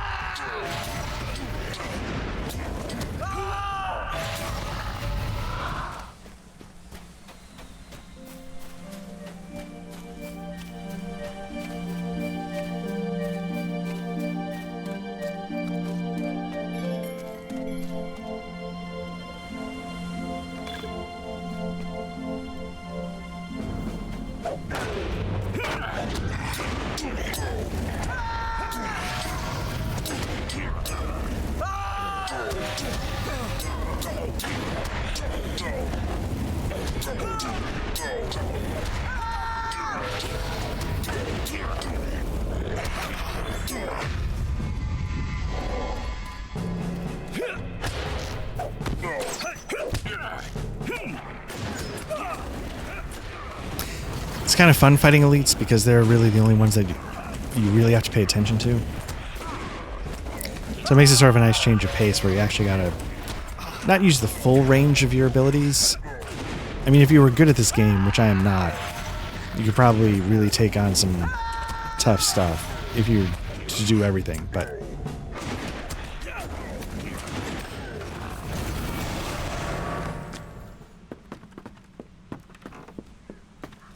even, you know, just pulling a few tricks out of the bag, you know, makes the fights possible. It makes it a little more interesting. Which I guess, you know, you could sort of, now that they've added like difficulty sliders, you know, you can make areas more challenging. I guess I could see that, you know, being actually kind of fun. Okay, get a lot of healing going because I got 2 elites on me. Get some defensive buffs going. Get a little bleed going. Now, I'm good on this one. I just got to make sure I don't fall behind with the second one. So I'll keep some healing going.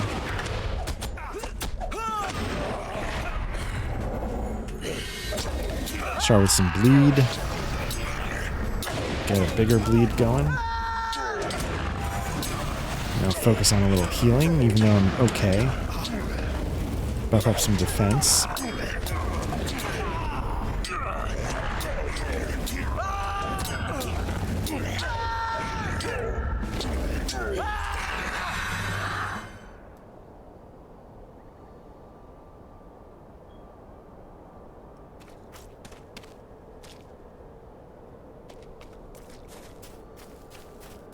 Okay, so I'm trying to get across this bridge. Now, technically speaking, I have the ability... Wait, is there a bridge there? Siege engineers.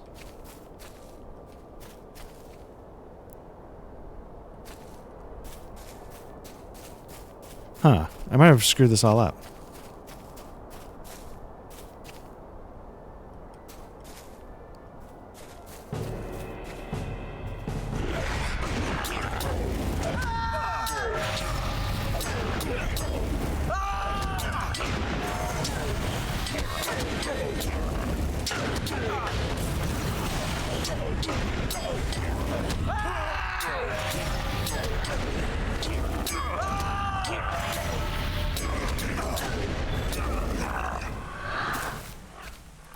gotta say, if they're not up here...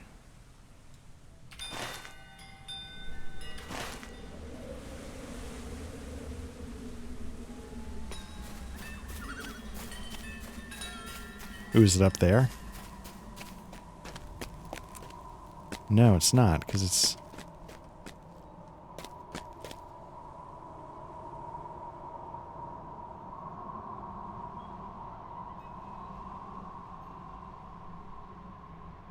So I can't tell, did I come from up there?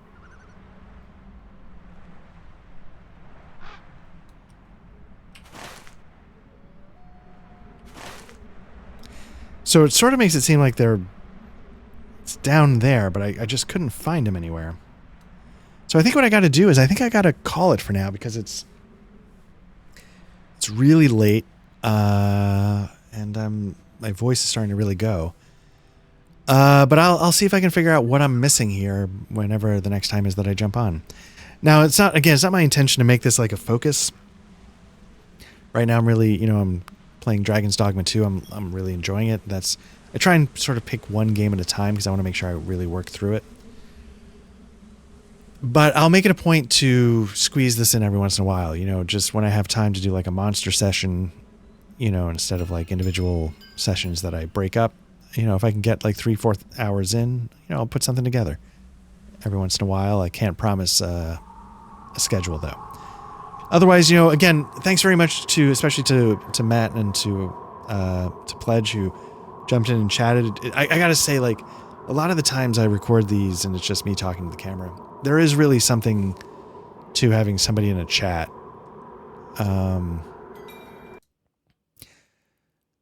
If that makes sense. You don't want to just... I can sort of narrate things and I can, talk to myself and I'll talk about role-playing games. But it's really a pleasure to have someone jump in and, and chat and stuff like that. So much appreciation to Pledge for doing that tonight. I hope he enjoyed. I hope they enjoyed their time watching the game. And to the people at home that are going to watch this after the fact, I hope you enjoy it as well. If you're watching this on YouTube, then you've obviously already found the channel and we really appreciate it. Like and subscribe if you want. We're mainly focused on actual plays of tabletop RPGs, but there's a lot of CRPGs that we do. I do a lot of stuff here on YouTube. Matt does a lot of streaming. It doesn't end up on YouTube, but he's been streaming a lot of Elden Ring recently on our Twitch channel. But yeah, like, subscribe, join the Twitch channel. The main thing, though, is if you want to chat with us is to join our Discord. The Discord... man... It's on our page, it should be one of the links on our page, but maybe I'll start putting it in the show notes of these as well as I usually put it in the show notes of the actual plays, but maybe I'll start putting it in the show notes here as well. But yeah, I mean, that's the best way. And again, like I was saying tonight, like, we talk a lot about tabletop RPGs, but there's some discussion about computer RPGs. We've started organizing actual sessions of play, so maybe that'll be something that picks up and going forward. If you prefer audio versions of our actual plays, or we try and once a month have an actual podcast episode where we discuss RPG topics, just search for Blacklash Trivia Night wherever you get your podcasts, and hopefully we pop up there. But otherwise, yeah, this game is always just... I love this game so much. Yeah, it's not the most challenging gameplay wise, but it's just a fun experience. It's been a hell of a couple of weeks / months / this whole year. So this is really a great game that's just fun to decompress, spend some time in Middle-earth. It's really a pleasure to play, even if it's not the most gamey game out there. But anyway, thanks so much for checking this out. We'll be back again with more tabletop RPGs, more computer RPGs such as this. There'll be more Elden Ring, I'm sure, on the Twitch channel. So yeah, and other CRPGs is, yeah, whatever. You know what I'm saying. So thank you very much. Take care, and yeah, have a good night. Let's see if I can do this.